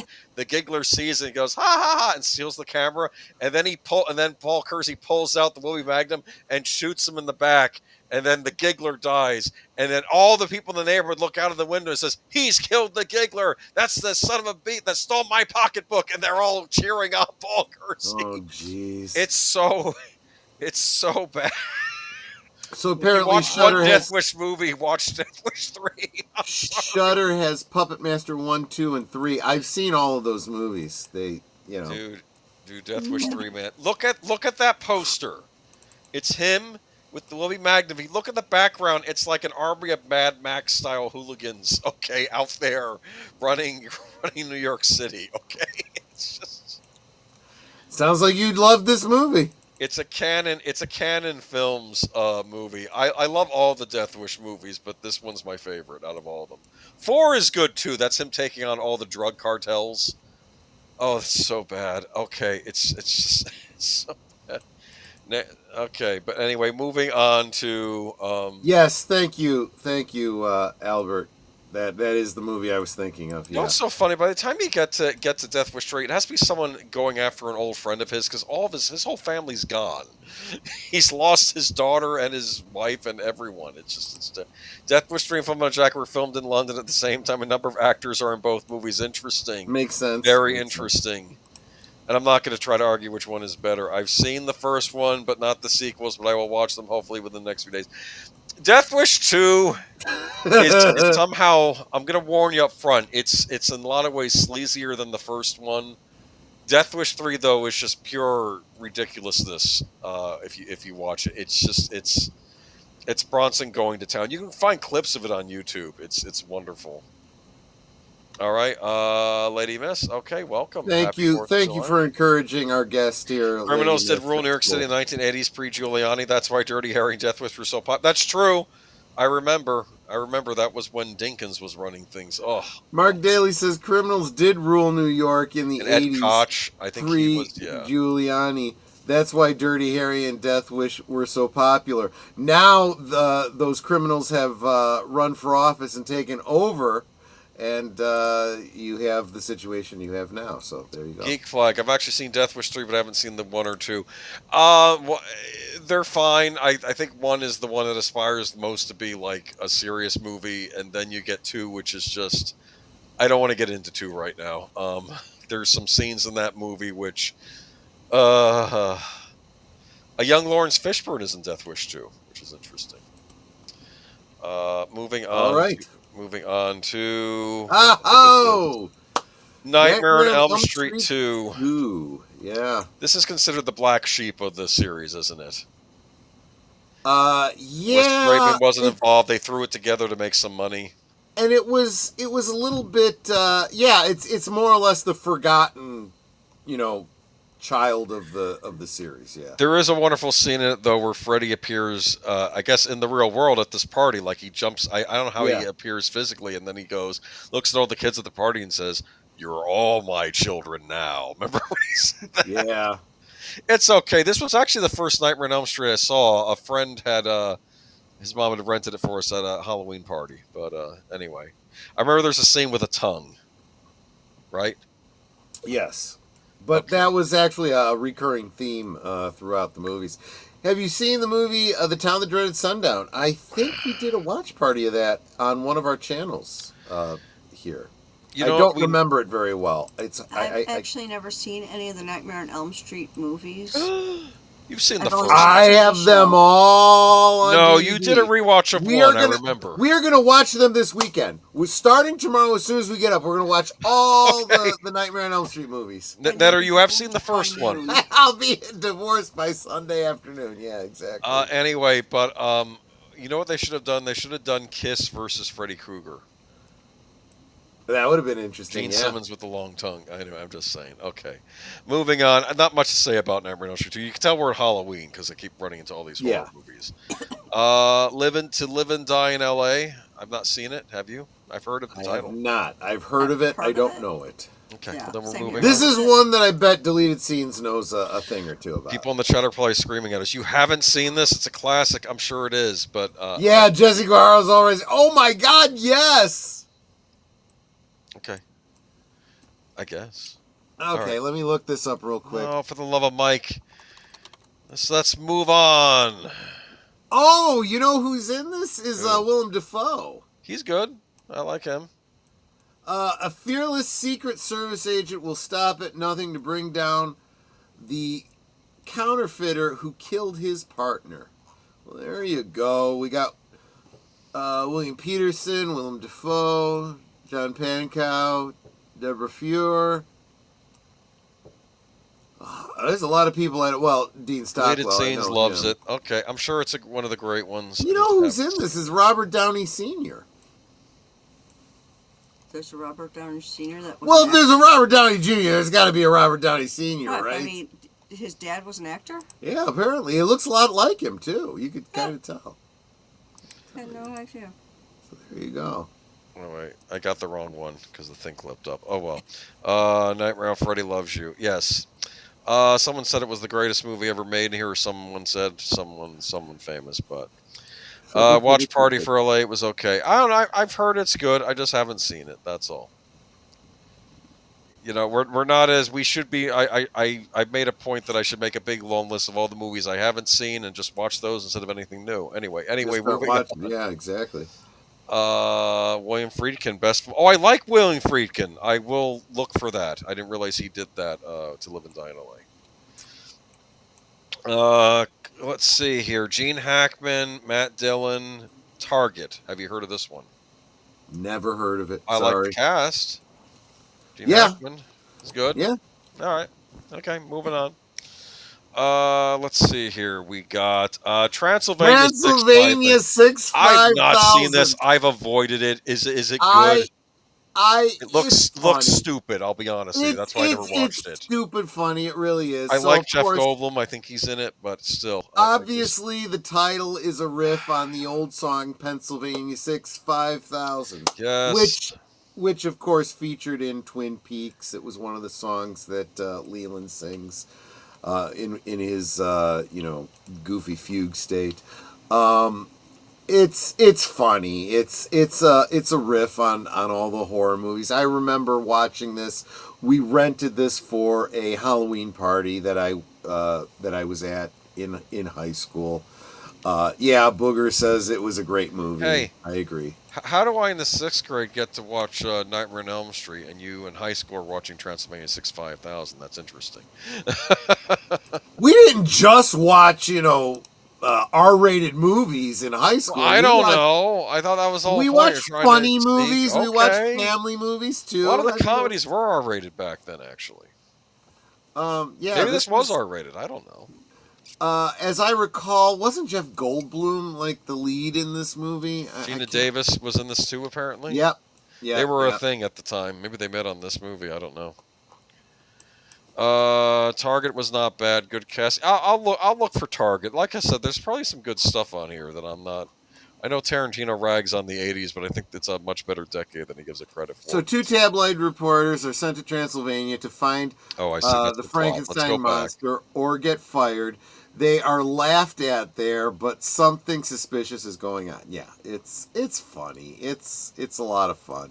Jeff Goldblum, Joseph Bologna, Ed Begley Jr., Carol Kane, Jeffrey Jones, Gina Davis.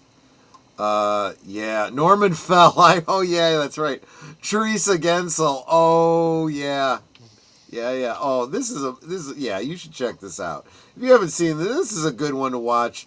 Yeah, it's probably one to watch for Halloween, just for fun. Okay. You know, it's not like a scary movie. It's a comedy. Another comedy, Once Bitten. Yes, I know that movie. I like this movie. I don't care if people hate it. I like it. I love this movie. I don't know why anyone would say they didn't. You know why I like it? Because we have a love triangle, but it's 2 women and a guy for once instead of being the other way around. Okay, that's why I like this movie. Well, one's a vampire, so yeah, she's a vampire who was played by that model. What's her name? Lauren Hutton. Lauren Hutton. Yes. Yep. And Karen Coppins plays the high school or college, high school girlfriend, whatever. and Jim Carrey's the hapless guy. That's Jim Carrey has a role in this. He's the lead. Yeah. He starts getting a little bit cooler as he's becoming I guess Lauren a vampire. Hutton's the lead. Yeah, but yeah. There is okay. So if you see this movie, look at Jim Carrey. That's what high school Troy looked like. Exactly. Spitting freaking image. The way he wears his hair, the clothes he wore, the jeans and the t-shirt with the flannel shirt over it, that was high school Troy. Absolutely. It's uncanny how much he looked like me. Or I look like him, depending on how you look at it. Cleavon Little plays a character who's kind of like a Renfield to Lauren Hutton's. He's funny. He's the vampire assistant, right? Yeah, I remember him. Yeah, he's in this. Geek Flag likes it once, but I liked it a lot. I tend to like a lot of these vampire comedies. This one is a great one. Yeah, Cleavon Little was in this. Vampire? I'm a day person. It's just, at very least, watch the dance-off between Lauren Hutton and, what's her name? Karen Coppins to this win one over Jim is Carrey. definitely going to be one of the ones I put on the poll for this Monday. We may end up, if you guys want, we'll end up watching this one on Monday. It's a fun little vampire movie. 80s just did vampire movies, and they did them. These were still traditional vampires, except for some reason they worked in the 80s, whereas they did not work in the 70s, which is what Love at First Bite was the joke about, was the fact that Dracula doesn't work in the 1970s. That's what the joke. No, because they did that with Christopher Lee in those Hammer ones where he came into modern 70s, and it don't work. 1970-something AD or whatever it was, yeah. Funny enough, though, you had Count Yorga vampire, who's a Dracula-like vampire, and that worked in a 1970s setting, which is weird. So if you want to see an example of a vampire working... You know what else worked? Another vampire movie that worked real well in the 70s? Blackula. Well, there's that, too. I need to watch that. Actually, Blackula is a much better movie than most people give it credit for. Yeah, I've heard it is actually a lot better than most people give it credit. Once Bitten was okay. Grayson with Jim Carrey, where he's at a makeout spot early on. That's hilarious. Yeah, I mean, I like it. I mean, am I going to put it up there with Lost Boys? No, but it was still fun, I thought. Yeah. Oh, Lost Boys is a classic. That's probably the best 80s vampires movies. Yeah. Though I'm actually a big fan of the 80s vampire movie Vamp as well. That's not bad as well. Was that the one with Race Jones as the vampire? Race Jones, yeah. Dude, why did you even put this one into the Rainbow Bright? Because this is 80s. This is I put these on here for one reason only.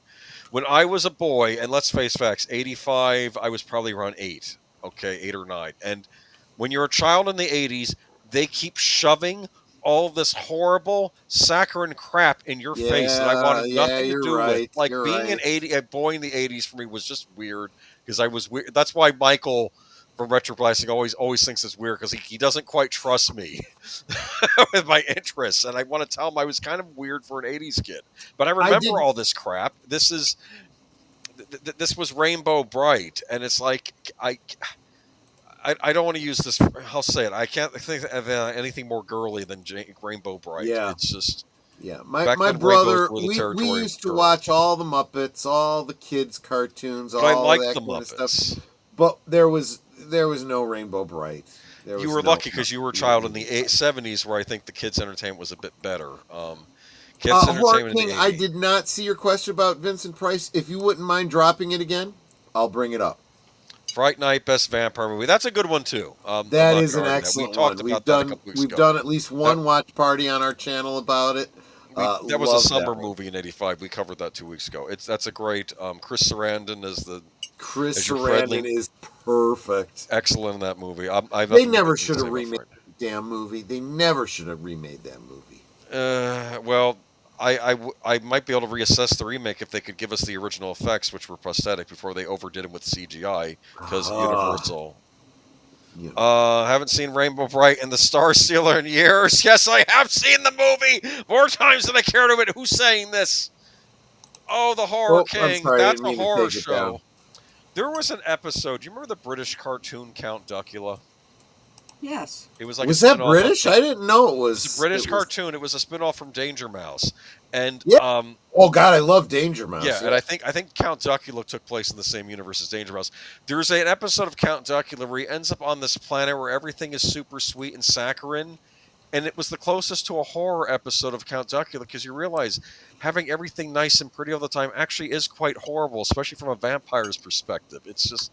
Boomer, you were 8 in '85. You're no boomer. I've said this before. He's not a boomer. He's younger than I am. I'm gonna have to. I remind me this Sunday if you're there. I will explain to you the origin of my name on YouTube. Boomer. Where are the fireworks? Yeah, they're going off all around us, Joe. By the way, Joe's Atmosphere, great channel, great support of the channel. He's always sharing out my streams. Really appreciate this guy. Make sure you're subscribed to his channel. So you have not seen this movie. Netter? No, and I will not be. I have no. Netter, do you want to jump in? I'm a girl and I haven't seen it. See? Okay. There's my girl. Moving on to King Solomon's Mine. Shoot me now. Oh, no. Yeah, I saw this one. I wanted to like it. It was not good. This was a Canon film too, wasn't it? Yeah, my dad was. They got Canon. Jeez, Canon. And I was a big Indiana Jones fan. Like, this was during my Indiana Jones phase. When I was getting obsessed, they were trying to Indiana Jones it, and let's face it, this is what Indiana Jones was supposed to be. You know, it was very much inspired by King Solomon's Mine. Well, yeah. What is it? H.R. Haggard, is he the one that wrote it? I don't know, but Doomer is younger than me. Thank you. Yes, I'm not. Anyway, don't worry. The 40s are slipping away from me. Anyway, King Solomon's Mine, though, I like the poster. I like Sharon Stone with the long. I was just going to say Sharon Stone was Richard Chamberlain, leading man. It's just the movie sucked. I'm sorry. John Rhys Davies, I think, is the villain, but it's still not good. That's right. John Rhys Davies was great in everything he is. He if the movie's bad, you could say, well, at least John Rhys Davies was in it. And somehow Alan Quartermain in Lost City of Gold is worse than this. Yeah. And then you had Firewalker with Chuck Norris and Lou Gossett Jr., which I actually liked. Yeah. I actually argued that, you know what, it's a low budget, kind of an Indiana Jones knockoff, but they're not trying to set it in period. And, you know, I like Lou Gossett Jr. and Chuck Norris as a buddy team. I'll tell you what, I liked everything Louis Gossett Jr. was in. I really did. Yeah. I mean, he was in some bad movies, but Louis Gossett Jr. had a way of elevating them. He really did. Jessica Hartle, the best. Solomon's Treasure, because Dave McCallum was in it. The best Indiana Jones knockoff is A Ransom of the Stone, Jewel of the Nile. Well, we may be talking about that. Getting there. We're getting there. Let's move on to One Magic Christmas. I don't know this one at all. Dean Stockwell, I was in this, I remember, and I think he is an angel, or like he was a man that became an angel later on. Gary Steenburgen, Gary Barcelona. It was okay. It was an okay Christmas movie. I thought it was interesting that Santa Claus is in it, but there was also an angel in this too. And who played him? Was it Harry Dean Stanton played the angel? One Magic Christmas. Let me look that up. It wasn't terrible. I think it was about Mary Steenburgen was becoming very glum at Christmas time. Like, I think the dad was worried about losing the job, or maybe he lost his job, or his neighbor lost the job, and it's all about how... Is it a little bit It's a Wonderful Life-ish? In a way. I mean, the mom was very down on Christmas, but then, of course, you found out, no, Santa Claus is real. This man is an angel. It wasn't terrible. I didn't think it was terrible. Maybe it got panned at the time. But who the heck was playing? Who the heck played Mary Steenburgen? Harry Dean Stanton played the angel. I thought he was interesting in this. Yeah, I think it was like in It's a Wonderful Life where he was a person and then he became an angel after death or something. Yeah, but Lou Gossett was awesome in a cheesy TV series called The Powers of Matthew Starr. Interesting. Okay. I remember The Powers of Matthew Starr. Yeah. The kind of pervert romances a stone. I always hated Canon films. Thank goodness they don't make films anymore. There's a wonderful documentary about Canon films I recommend you watch. I know it was on Netflix at one point, but I have the DVD. It goes into... Poor Lou Ferrigno was having to argue with them over the Hercules movies because they kept trying to sex him up, and he didn't want that. He wanted to be because he was a family man at the time. He didn't want that. Yeah. But that was oh my goodness. Star Chaser... The Legend of Orion. Do you remember this? I've seen this, by the way. I must have seen this movie. This looks so familiar. This is a 3D. I think it was an animated movie with 3D effects in it, and I think there was rotoscoping going on in this. And I don't want to say it was a knockoff on Star Wars, but there are some similarities in certain points. Michael Winslow was in this. I actually don't hate this movie. I think the animation's interesting, but there's definitely a character in it who's almost like a basic Han Solo type if Han Solo had been played by Burt Reynolds.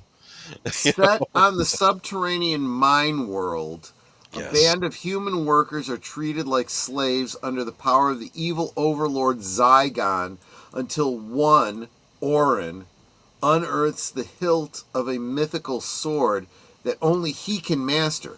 Escaping the planet, he runs into the rogue smuggler Dag and a pair of helpful droids and the princess, who all team up to return to the mine world with the plan to defeat Zygon and free Orin's enslaved people. Damn, that sounds familiar. Maybe I'm thinking of Star Wars. You might have seen it. I'm pretty sure I did, because I went out of my way to check out all of these 3D movies, and this does look familiar. So it had a decent budget, I'll say that. The animation is pretty good, actually. So I don't. Sounds like Kroll. You know what? You could probably do a double feature of this and Kroll, Darth Plato. That might be an interesting double feature. I like Kroll. Yeah. Okay. Moving on to Rocky IV. Big holiday. This was fighting the Russian, movies. Right? This was Ivan Drago. Dolph Lundgren, yeah. This one, there's a heartbreaking with Apollo. Yeah. Creed. Well, and you see him draped in the flag, and of course he ends up throughout the first three movies. You have Apollo Creed wearing the red, white, and blue shorts. Yep. Well, Rocky inherits them in this movie, and he goes on to fight the Russian in Russia. And it's another one of those. They always did. This was a recurring theme in all of the Rocky films. The whole pride goes before a fall. You know, when you get too full of yourself, you get soft. And it's the young kid with the eye of the tiger that wins. And Rocky had already gotten the humbling, right, previously in, was it Rocky 3, where he, got a little too full of his own celebrity and realizes he needs to go back to his roots, buckle down. And in this movie, you see where the Russian is being, juiced up, and he's using all the most modern technologies that the Russians can give him. And Rocky is training by, chopping wood and running through hip deep snow and, all this kind of stuff. It's tropey, as all the Rocky movies were, but honestly, there has never been a Rocky movie I didn't like. Just gonna say it. I liked every one of them. If this was the worst Rocky movie, it was doing pretty good. Darth Plato, shut your mouth. The newest edition edits out Paulie's robot for some reason. You know why? Because it ended up. Admittedly, that was pretty stupid. Yeah. I don't care. It belongs in the movie. The point was that's how rich Rocky was. He could buy Paulie a robot, and Paulie programmed it to act like his wife or something, right? Or like not in a sexual way, but you know. Yeah. But it was dumb, but it was of its time. It belonged in the movie. The movie is not. I think it's a good movie. Yeah. By the way, Johnny, I don't want to spoil. I don't want to spoil too much of Karate Kid, the last season of Cobra Kai, but there's a scene where Ralph Macchio says, "Think about the movie Rocky," and I know you're all about Rocky 4, but no, because that's of course Johnny Lawrence's favorite Rocky movie. Right. The what was James Brown's Living in America. Living in America. That could be a contender for a national anthem, I think. Yeah, well, you got a point there. So that was all about how America kicked butt, and then you have Apollo Creed coming out with the Uncle Sam hat, and then what is and then Ivan Drago just says you will lose, and it's like oh you son of a you hated this hated Ivan Drago in this movie. Dolph Lundgren played him, remember? Yeah, I think this was it was not the best introduction to Dolph Lundgren because he really is a pretty decent actor, and he's a very smart guy in general. They wanted a guy like the Terminator. That's what they wanted. Yeah, and he played it well, but that wasn't who he was in reality. I must break you. Yeah, Joe's Atmosphere. I remember that. Yeah, and I still think it's a classic '80s Rocky movie. And I think Siskel and Ebert liked this one, or at least one of them did, because they thought this is one of the better villains they've seen in a movie in a while was Ivan Drago. But I don't know. I'm just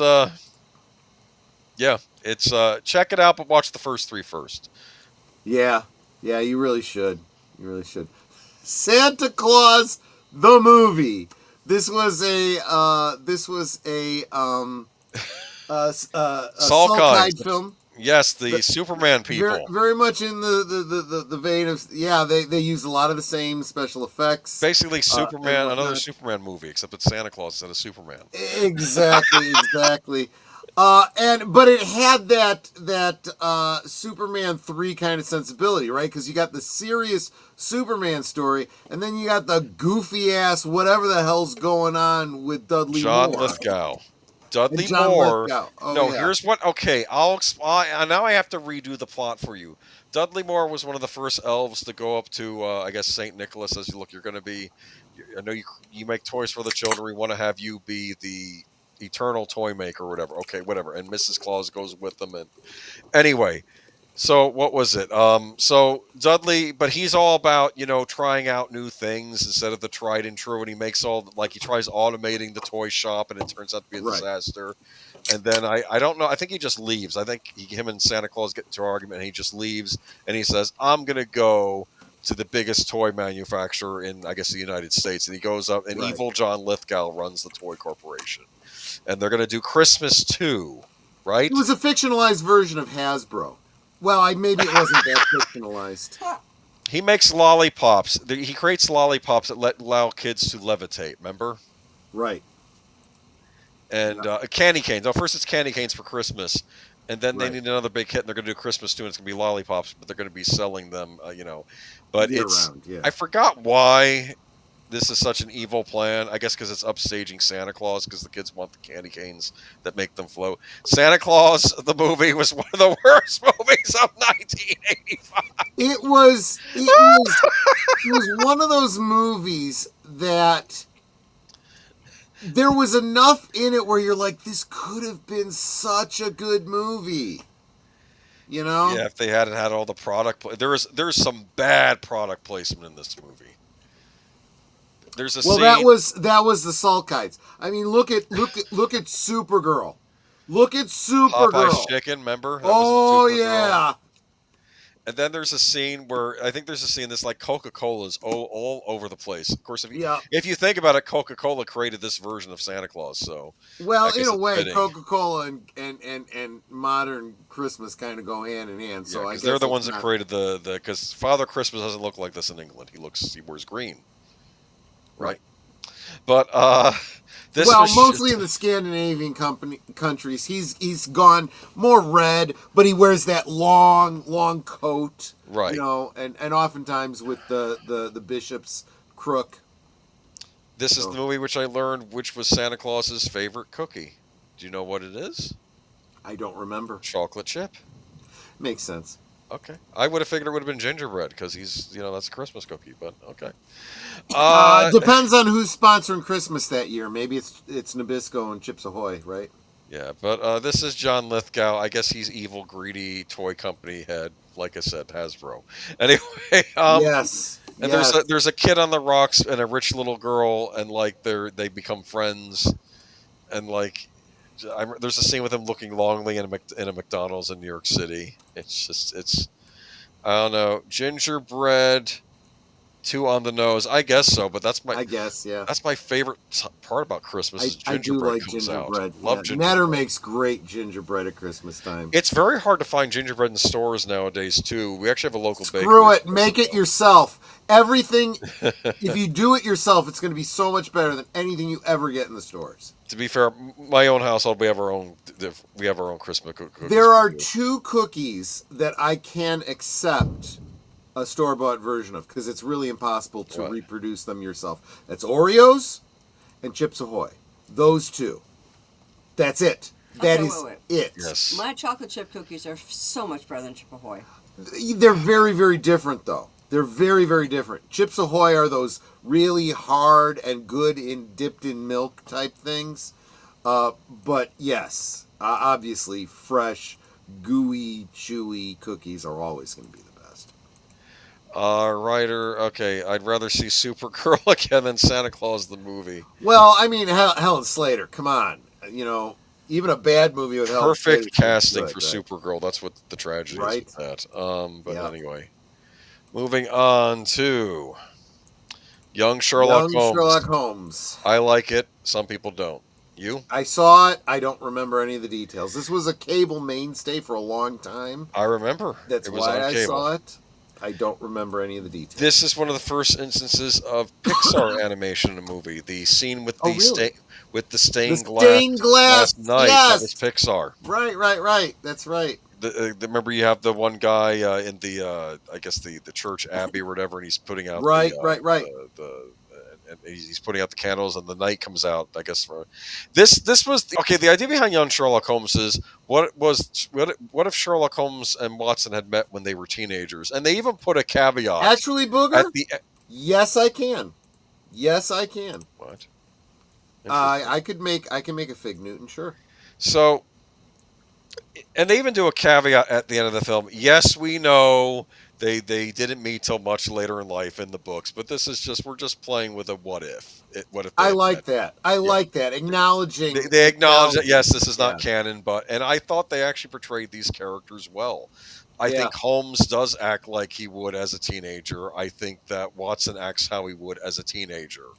And there's even a kind of a tragic love interest for Sherlock Holmes in this also. It kind of explains why he actually became more calculating. And I don't want to spoil this movie for you, but the main villain, he may also have Sherlock Holmes ties too. Anyway, but so it's Moriarty. We know that.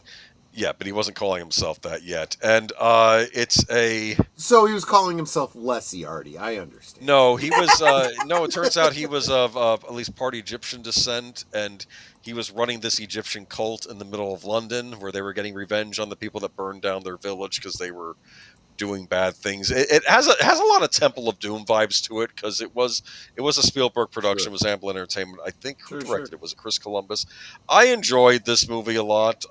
We would have gotten sequels, but it didn't do well at the box office. But interesting, the lead actor in this, if I can bring up his name, if you watch the movie Mr. Holmes, have you seen that movie? I don't think I know that one. It has. You think I'm a bit of a Sherlock Holmes fan? Just saying.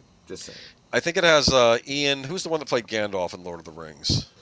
Ian McKellen. Yeah, it's another what if story. Like if Sherlock Holmes had it's past, I think, the war, or at least he's older in that. He's suffering some memory loss because he's getting older, maybe early onset dementia, and he's trying to solve a case, which was brought to him, even though he's kind of he's being cared for by this mom and her son. And when they do a flashback though of him visiting Japan, they actually have the actor Nicholas Rowe, who played young Sherlock Holmes, as an adult Sherlock Holmes in the flashback scene of this Mr. Holmes movie where he's an old man. So I kind of thought that was a neat little, homage to this. I don't know, because I don't know. Arthur Conan did opium to make himself high to generate ideas for Sherlock Holmes. So that's interesting. Well, Sherlock Holmes, the character, was a heroin addict, so, I don't know. I remember there was one Sherlock Holmes story with Jeremy Brett. I was wondering where the guy was trying to become a better poet by hanging out in the in certain. This is interesting. Booger says, I went to 221B Baker Street when I was in London. It is a fun, small Holmes museum. This is interesting to me because at the time that Doyle was writing these stories, there wasn't a 221B Baker Street. There was no 221 Baker Street. Baker Street did not go far enough to get to 221 at the time. He did that specifically so that it would be a fictional location. But as London grew and they extended the numbers of the houses, there eventually was a 221. And of course, subsequently, someone realized, hey, we could capitalize on this. That's how that came about. I visited the estate. I don't remember who he was, but it was an estate of a rich American who was obsessed with Sherlock Holmes. In fact, he'd even written to Doyle to get permission to write his own Sherlock Holmes stories if Doyle wasn't going to do them anymore, because a lot of other writers ended up taking up the mantle of writing Sherlock Holmes stories. He was so obsessed with Sherlock Holmes that he had part of his, I guess, I don't know if it was like a castle or just a very nice estate, done up just like Sherlock Holmes' study in this house. That's right, Albert. You're right. I was wrong. I was thinking more generally, less specifically. Good point. Anyway, I enjoyed it. It's some would argue it's a good little Amblin production. Anyway, yes, it is. What was it? Steven Spielberg. He produced this, which is an old man you never imagine as a child. Then he did Hook with Peter Pan as an adult. You'd never imagine as an adult. So it's kind of like the reverse. Fool for Love. Kim Basinger. I could see that Kim Basinger is in it. I have no knowledge of this movie. Okay. I don't know it either. So which ones are supposed to be this Mian? Because I haven't found one yet. It's starring Sam Shepard, directed by Robert Altman. Randy Quaid's also in it. Harry Dean Stanton again. Harry Dean Stanton was in a lot of movies. He was in a lot of good movies, yeah. All right, so moving on, though, probably worth checking out. Moving on to... Spies Like Us. This was another one that I saw at a buddy's house at a party. Any good? I've never seen it. It's a cool little spy comedy. It's Dan Aykroyd, Chevy Chase, what you would expect. I don't remember any details. Welcome back, Mark Malikoff. I'm back. Welcome. The shuttle has landed from Rurpenta. Here I am. Yeah, here I are. Fair enough. Here I are. That's right. Okay. Moving on to Jewel of the Nile. Yes. Kathleen Turner and Kirk Douglas's son. Michael Douglas. Right. And Danny DeVito. That's right. Where there's a scene with Danny DeVito running across coals, I believe, right? Yes. These same three would appear in, what was that movie where there are a couple that are getting a divorce? Yeah, I know which one you mean. War of the Roses. Mr. and Mrs. War of the Roses, yeah. That's right. You're thinking of Mr. and Mrs. Smith. I Yes, like Spies Like Us, but but the not Roses part, but you beat me to it. Did you like this movie? Was it as good as Romancing the Stone? I seem to remember it was not. I remember this being a fun movie. It was a fun movie. Yeah. It's like especially the part where they go to a remote little village, And it's like, Joan Wilder? Yeah. They know who she is. We read all your books. Well, the funny thing was, I think the first movie was basically a lady writer named Kathleen Turner plays this romance novelist who writes all these bodice ripper type books, and then she ends up in basically a bodice ripper in the real world, right? Yeah, okay. That's kinda, what happens. Yeah. And intrigue, them trying to find a jewel. Michael Douglas, who's a roguish character, but maybe a bad guy, maybe not, and they fall for each other, and it's I don't know. It wasn't bad. I don't know. Okay, moving on to Clue. I love this movie. I think this was a movie ahead of its time in how they showed marketed it. Yes. Yeah, they had multiple endings for this movie. So like it was a whodunit film, but whodunit was different at different theaters. They had 3 different endings, basically. 3 different endings. Okay, fair enough.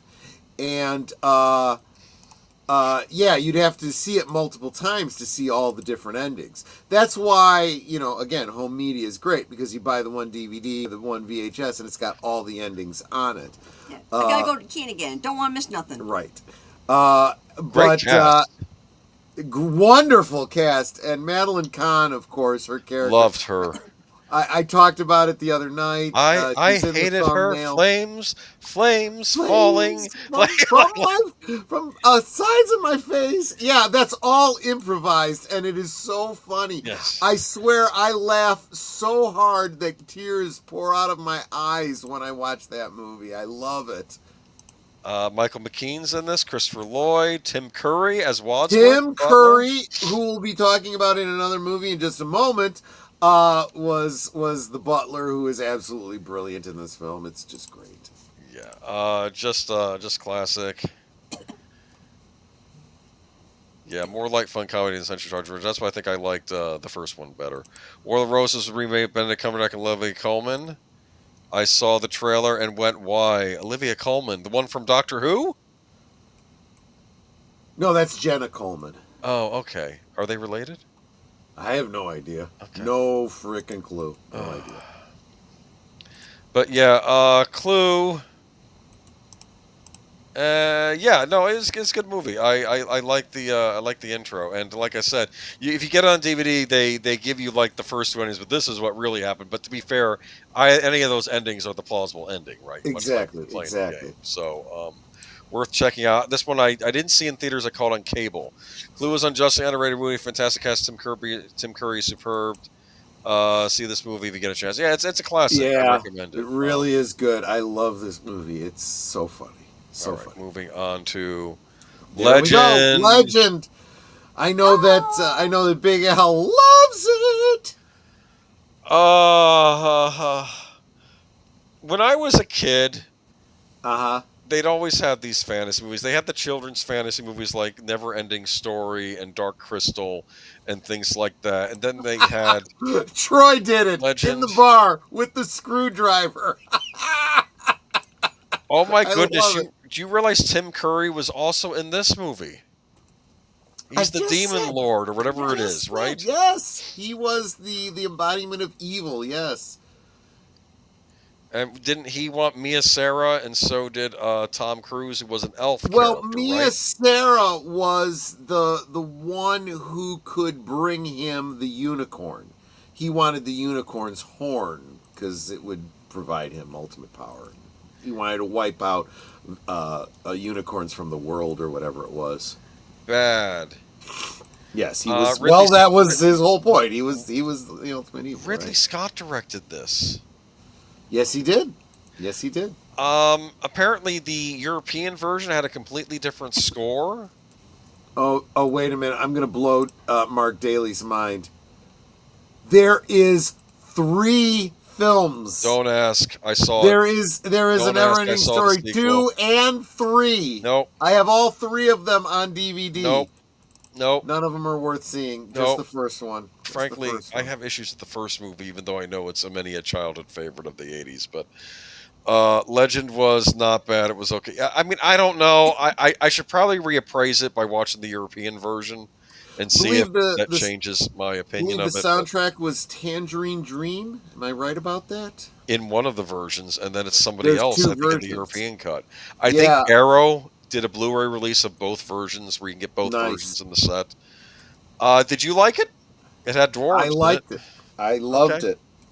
Goblins, the whole bit. Yeah, very, very inspirational for a D&D fan back in the 80s. Absolutely. All right. Okay. I Tom like Cruise, Mia Sarah. Yeah, absolutely. Okay.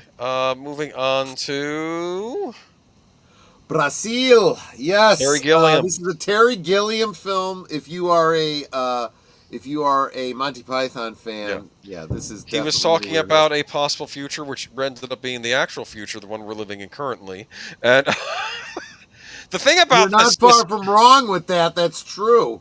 Do you remember what is going on in this? I think that they think that there's terrorists blowing things up, and it turns out no. All the products are made very badly, and they keep blowing up on people, right? Yeah. Because everything's crap in the future. Everything. It's very, very much a film about consumerism and mass production. Like I think Robert De Niro's in this, and I think he plays a guy who they're blaming for all the explosions, and it turns out no, he's trying to fix all the stuff that's breaking on people. And then I think Jonathan Pryce, he's the main character, as I recall, right? Yes. And I think there's a torture scene. It's a good movie. But yeah.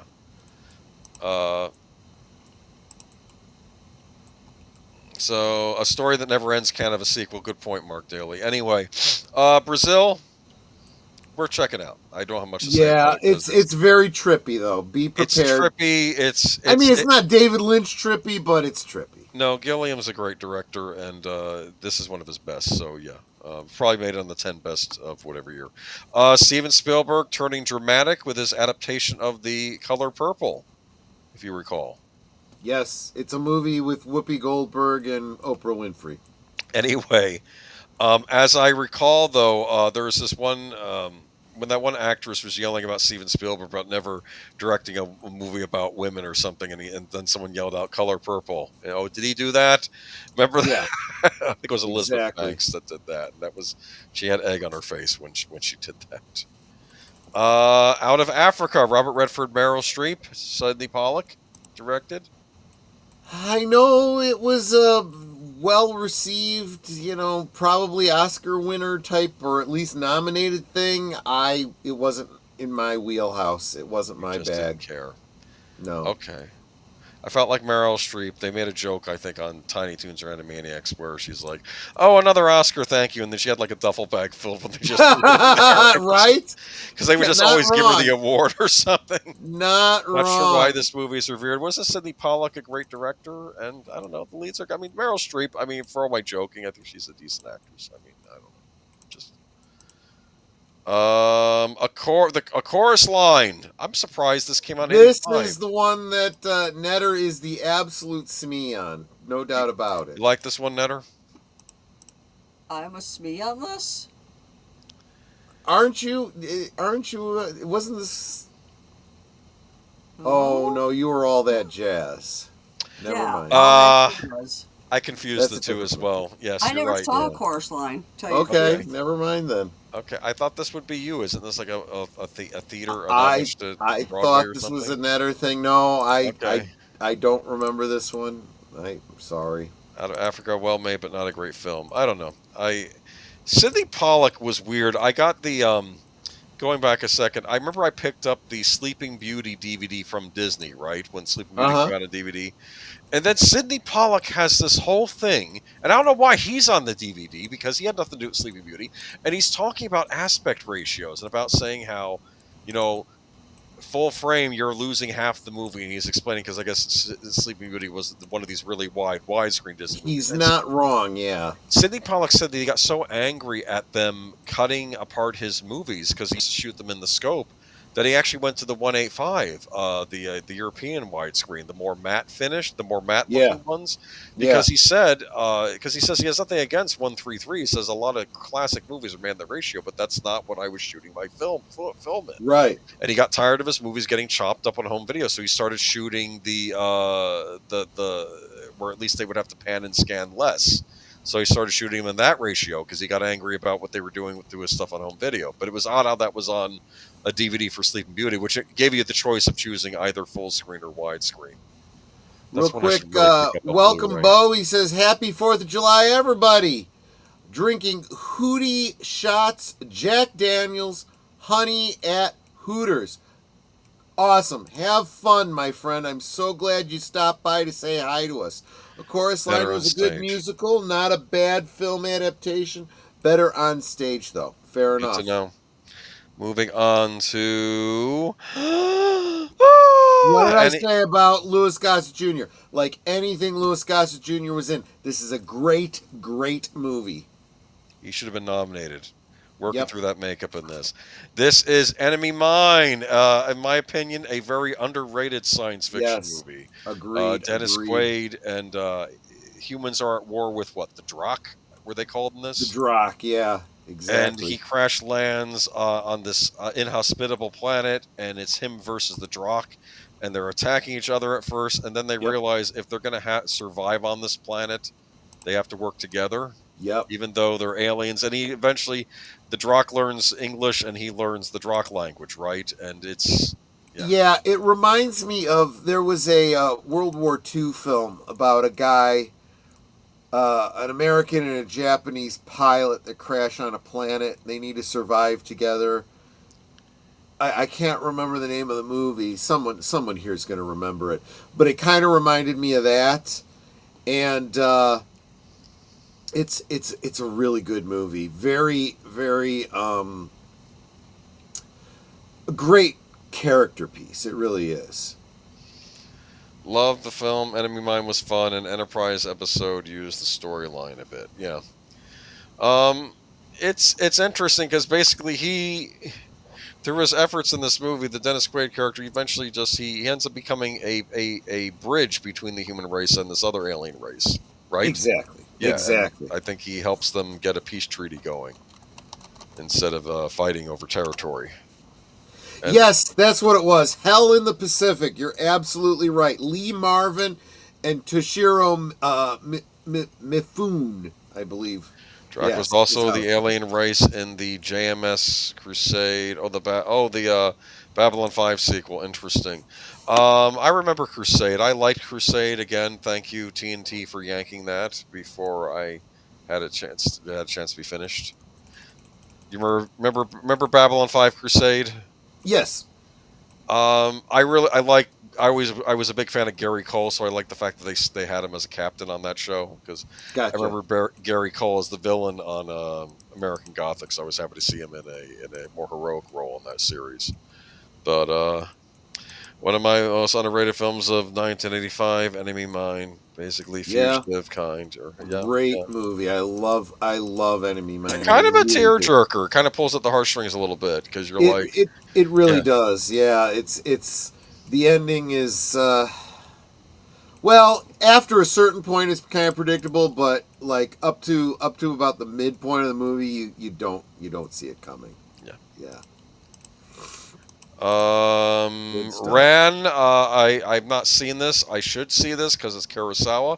I have a big box set of Criterion Kurosawa DVDs that I need to sit down and watch one of these days. But I only bring it up here because Kurosawa is one of the legendary directors, and he still had a movie coming out in 1985.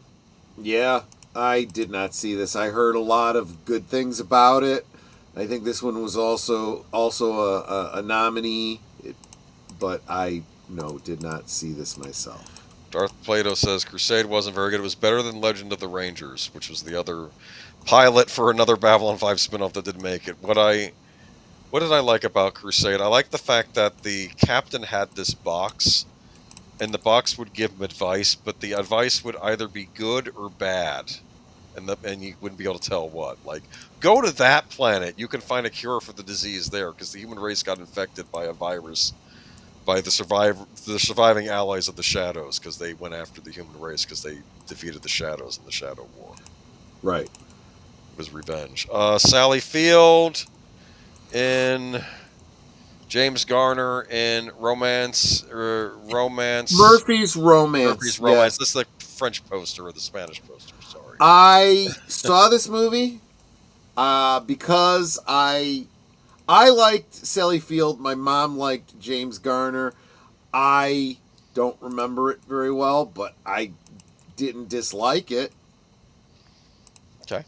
Ran, probably the best film of 1986. Kurosawa's take on King Lear. Now I know what I've heard of it. I need to watch Ran.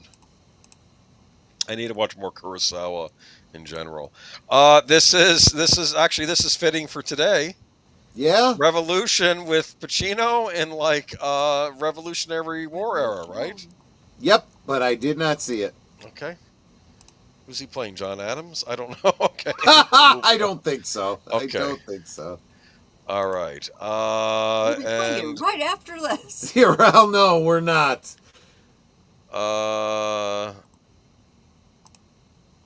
What's that say? The Trip to Bountiful? Yep. You know what? It's Maggie Rebecca Smith. De Mornay was in it. I know I saw it. Again, I don't remember it at all. It looks like a movie Maggie Smith should have also been in, but I could be wrong. Okay, moving on. Okay, we don't remember. All right. It looked British. That's why I put it on here. All right. Okay. And this is the last movie, Making Contact. I have never heard of this movie. I didn't know it at all. All right, I'm gonna find out. Let me look up the article for it real quick, because this might be the movie you haven't seen on here that you now have to see. Wait a minute, Joey. Okay. Cleary. Take care, Night, Connie. Have a good night. Okay, known as Making Contact in the United States, but known as Joey everywhere else. It was West German techno horror fantasy from Centropolis Film Productions, but the reason I bring it up here because it was co-written and directed by Roland Emmerich. Okay. You know Roland Emmerich. He did a lot of the disaster movies like Day After Tomorrow, Independence Day, White House. He also directed The Patriot with Mel Gibson. Another 4th of July thing. See, that's probably my least favorite Mel Gibson film. Okay, anyway, so this is the plot from Wikipedia, okay? A 9-year-old boy named Joey Collins loses his father but makes contact with what he believes is his deceased parent via a small phone and is terrorized by a possessed ventriloquist dummy named Fletcher. The doll summons demons and evil forces to threaten Joey's friends, mother, and enemies. Joey must go into the spirit world to destroy the evil doll in a battle of good versus evil. The boy develops the power of telekinesis, which soon gets out of hand. I mean, okay, it does sound like a good movie. I mean, it sounds like a good premise. I don't know what to make of that. Well, you need to watch this, man. I might have to. This needs to go on your poll for Monday. I'm kidding. I don't know if this is. I'm not that eager to see it. I've never heard of this, but I think when it says German, I think it's a German production, but it was made in English. I think. I'm assuming. Who stars in this? Joshua Morrow. Maybe it is in German. I don't know, but it's Roland Emmerich, right? West Germany. Oh, the language is German, but it's shot in English. That doesn't make any sense. It's shot in English, but the language is German. So it's probably one of those badly dubbed movies. No, it says shot in English. Oh, did they shoot it in English and then dub it into German? Okay, Joey, let me do the release. I have to find out more about this. Hold on. Joey was released in North America as Making Contact. North American version was heavily cut and ran 79 minutes. Despite mainly negative reviews, the film was able to recoup its budget in Germany alone and generated further profits from foreign sales. Making Contact, you can see Making Contact on Tubi for free. Yeah, but it's the edited version. You want Joey. I'm sure it is the edited version. It is 1 hour 20 minutes. Ooh. Making Contact was riffed for the 2022 Mystery Science Theater 2000 Lifetime Bubble Tour. Oh, they actually there you go. Critical reception in Germany was predominantly negative, with critics dubbing Roland Emmerich's Spielbergy, meaning Little Spielberg, due to Emmerich's use of Spielbergian tropes popularized by American blockbusters. So this must have really just been a German film. But I'm wondering if they spoke English on the set for the scenes. So Apparently, Kino Lorber has announced a Blu-ray with new high-definition transfer, newly produced special features. So I will have to wait for the Kino Lorber version to come out. Okay, well, I guess I ended on a fart in the wind. Okay, let's move on to. I think that's it. That's the end. That's it. That's the last It's one. it for 1985, huh? Oh gosh, we're through it. We're done. Yeah, there were some good movies. Next week we'll be doing 86. I'm kidding. I'm kidding. We'll do this again sometime though, but we need a break. But absolutely, we'll figure out what we're doing next week. I appreciate everybody who came and hung out with us. We went a little bit long today. I'm guessing that you have the day off tomorrow. I do. That's why I didn't fight. Yeah, you. Okay. That's why you go. That's why I can talk about Joey for another hour. Okay. There you go. So want to thank all you guys for hanging out with us. I saw a lot of new names in here tonight. I hope you enjoyed it enough to maybe give us a subscribe and come back again. We do, not this specifically, but we do have a stream every Friday night. Last call, different topic all the time. It's not always about movies. I do have an afternoon show called Liquid Lunch every weekday at noon Central, 11 Eastern. Again, different topic all the time. You saw all the other things we've got coming up this week during the promos, and that is it. Guys, is there anything that I'm missing before I wrap up that you really, really got to get out there? A couple of the new people that came in, I dropped things in the chat. I'd love for you to be on Thursday things. Drop me a DM on Twitter. Let's get you scheduled. Oh, and don't forget, tomorrow night, Dr. Detroit. Dr. Woot Woot Detroit. I like the theme song for that movie. Did Devo do the theme song for that? Probably. It sounds like a Devo song for they didn't. Yeah, okay. But yeah, so Dr. Detroit tomorrow night, and then Sunday, as I recall. Well, we've got a whole lot of geeky geezers going. We got a lot of people that passed away that we got to give a little bit of honor to. We got a lot of news coming out. Gaming news. Unfortunately, there was a bloodbath over at Xbox this week. I actually do feel really bad for all the people let go. And we will talk about that on Sunday, as well as hopefully some movie stuff as well. Yes. But... and don't forget, I know that there is going to be a karaoke rumble thing at some point, unless it's already happened. But, yeah. Mark Daly says tomorrow I'll be driving through Detroit. So if you just happen to be driving through Detroit tomorrow night at 9 Central, 10 Eastern, you could be driving through Detroit while watching Dr. Detroit. There you go. Then Sunday evening, is there reserved seats going on that we know of, or... I don't know. We'll find out more, see if the lead scenes has anything lined up. Monday, you will be doing your Monday Night at the Movies, right? Yep, I will get the poll up. I can't promise to get it up tonight, but I'll get it up by tomorrow afternoon. It'll be an 80s movie. I will definitely be having... I'm going to carry over Tough Turf from last week, and I will get a couple other films that we talked about tonight. And members... tell me which movie we are going to watch on Monday. Monday is Members Night at the Movies. If you have enjoyed what I've done here and want to become a member to support this channel, I would greatly appreciate it. Members get to choose what movie we watch on Monday on our exclusive members-only stream, where I play the movie off-platform and we all watch it together. So, there you go. I'm sorry. I can't get it up tonight. Phrasing. Oh, yeah. That's not what he meant. But yes. Anyway, Tuesday, we're going to have on Sparkwood 21, we're going to be talking about doing a deep dive into Lost Highway. So we'll do some digging on that. A little preview on that one. I said that I didn't know this movie as well as Mulholland Drive, and I did a really, really deep dive on Mulholland Drive. Now, after having rewatched the movie and finding an interview with David Lynch, where he talks about Lost Highway, I got it, man. I got it. I can explain it to you. Okay. Well, I want to get my thoughts first because I'm probably gonna be wrong. Oh yeah. I definitely want to go last. Because I want to hear from deleted scenes as well. So we definitely will. And that is Tuesday. Yep. Nothing on Wednesday, right? Nothing on Wednesday. Thursday we come around to Netters Network, and that is the Week in Review, my friends. And also during the week, check out Liquid Lunch with Troy Pacelli every Thank you so day much. at 12 Central, 1 Eastern, right? And you have various topics that you discuss. Absolutely. I'm just excited that I discovered that they put back the pinning and unpinning conversations back on X. Oh, well, there you go. That's nice to hear. So there we go. Right. That is our last call. So last call for alcohol. We are wrapping up. You don't have to go home, but you can't stay here. Happy 4th of July.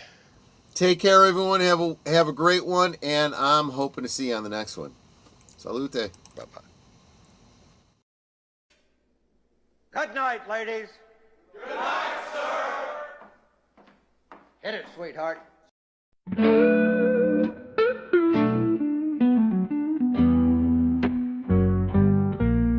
The neon lights are fading, closing time is near.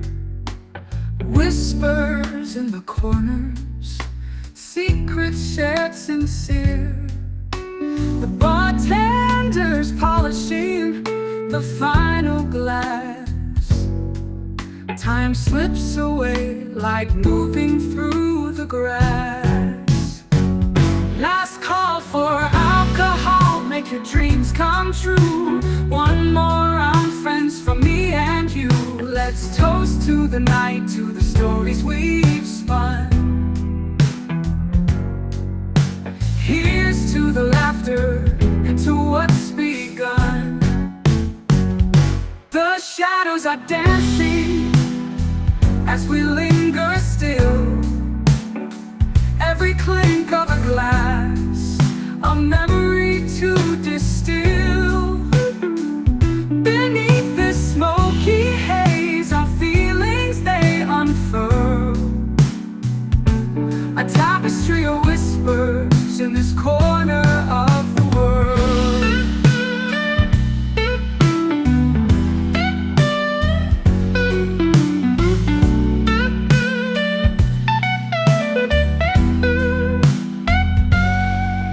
The jukebox serenades us with a final tune, crooning to the lonely and the lovers under the moon.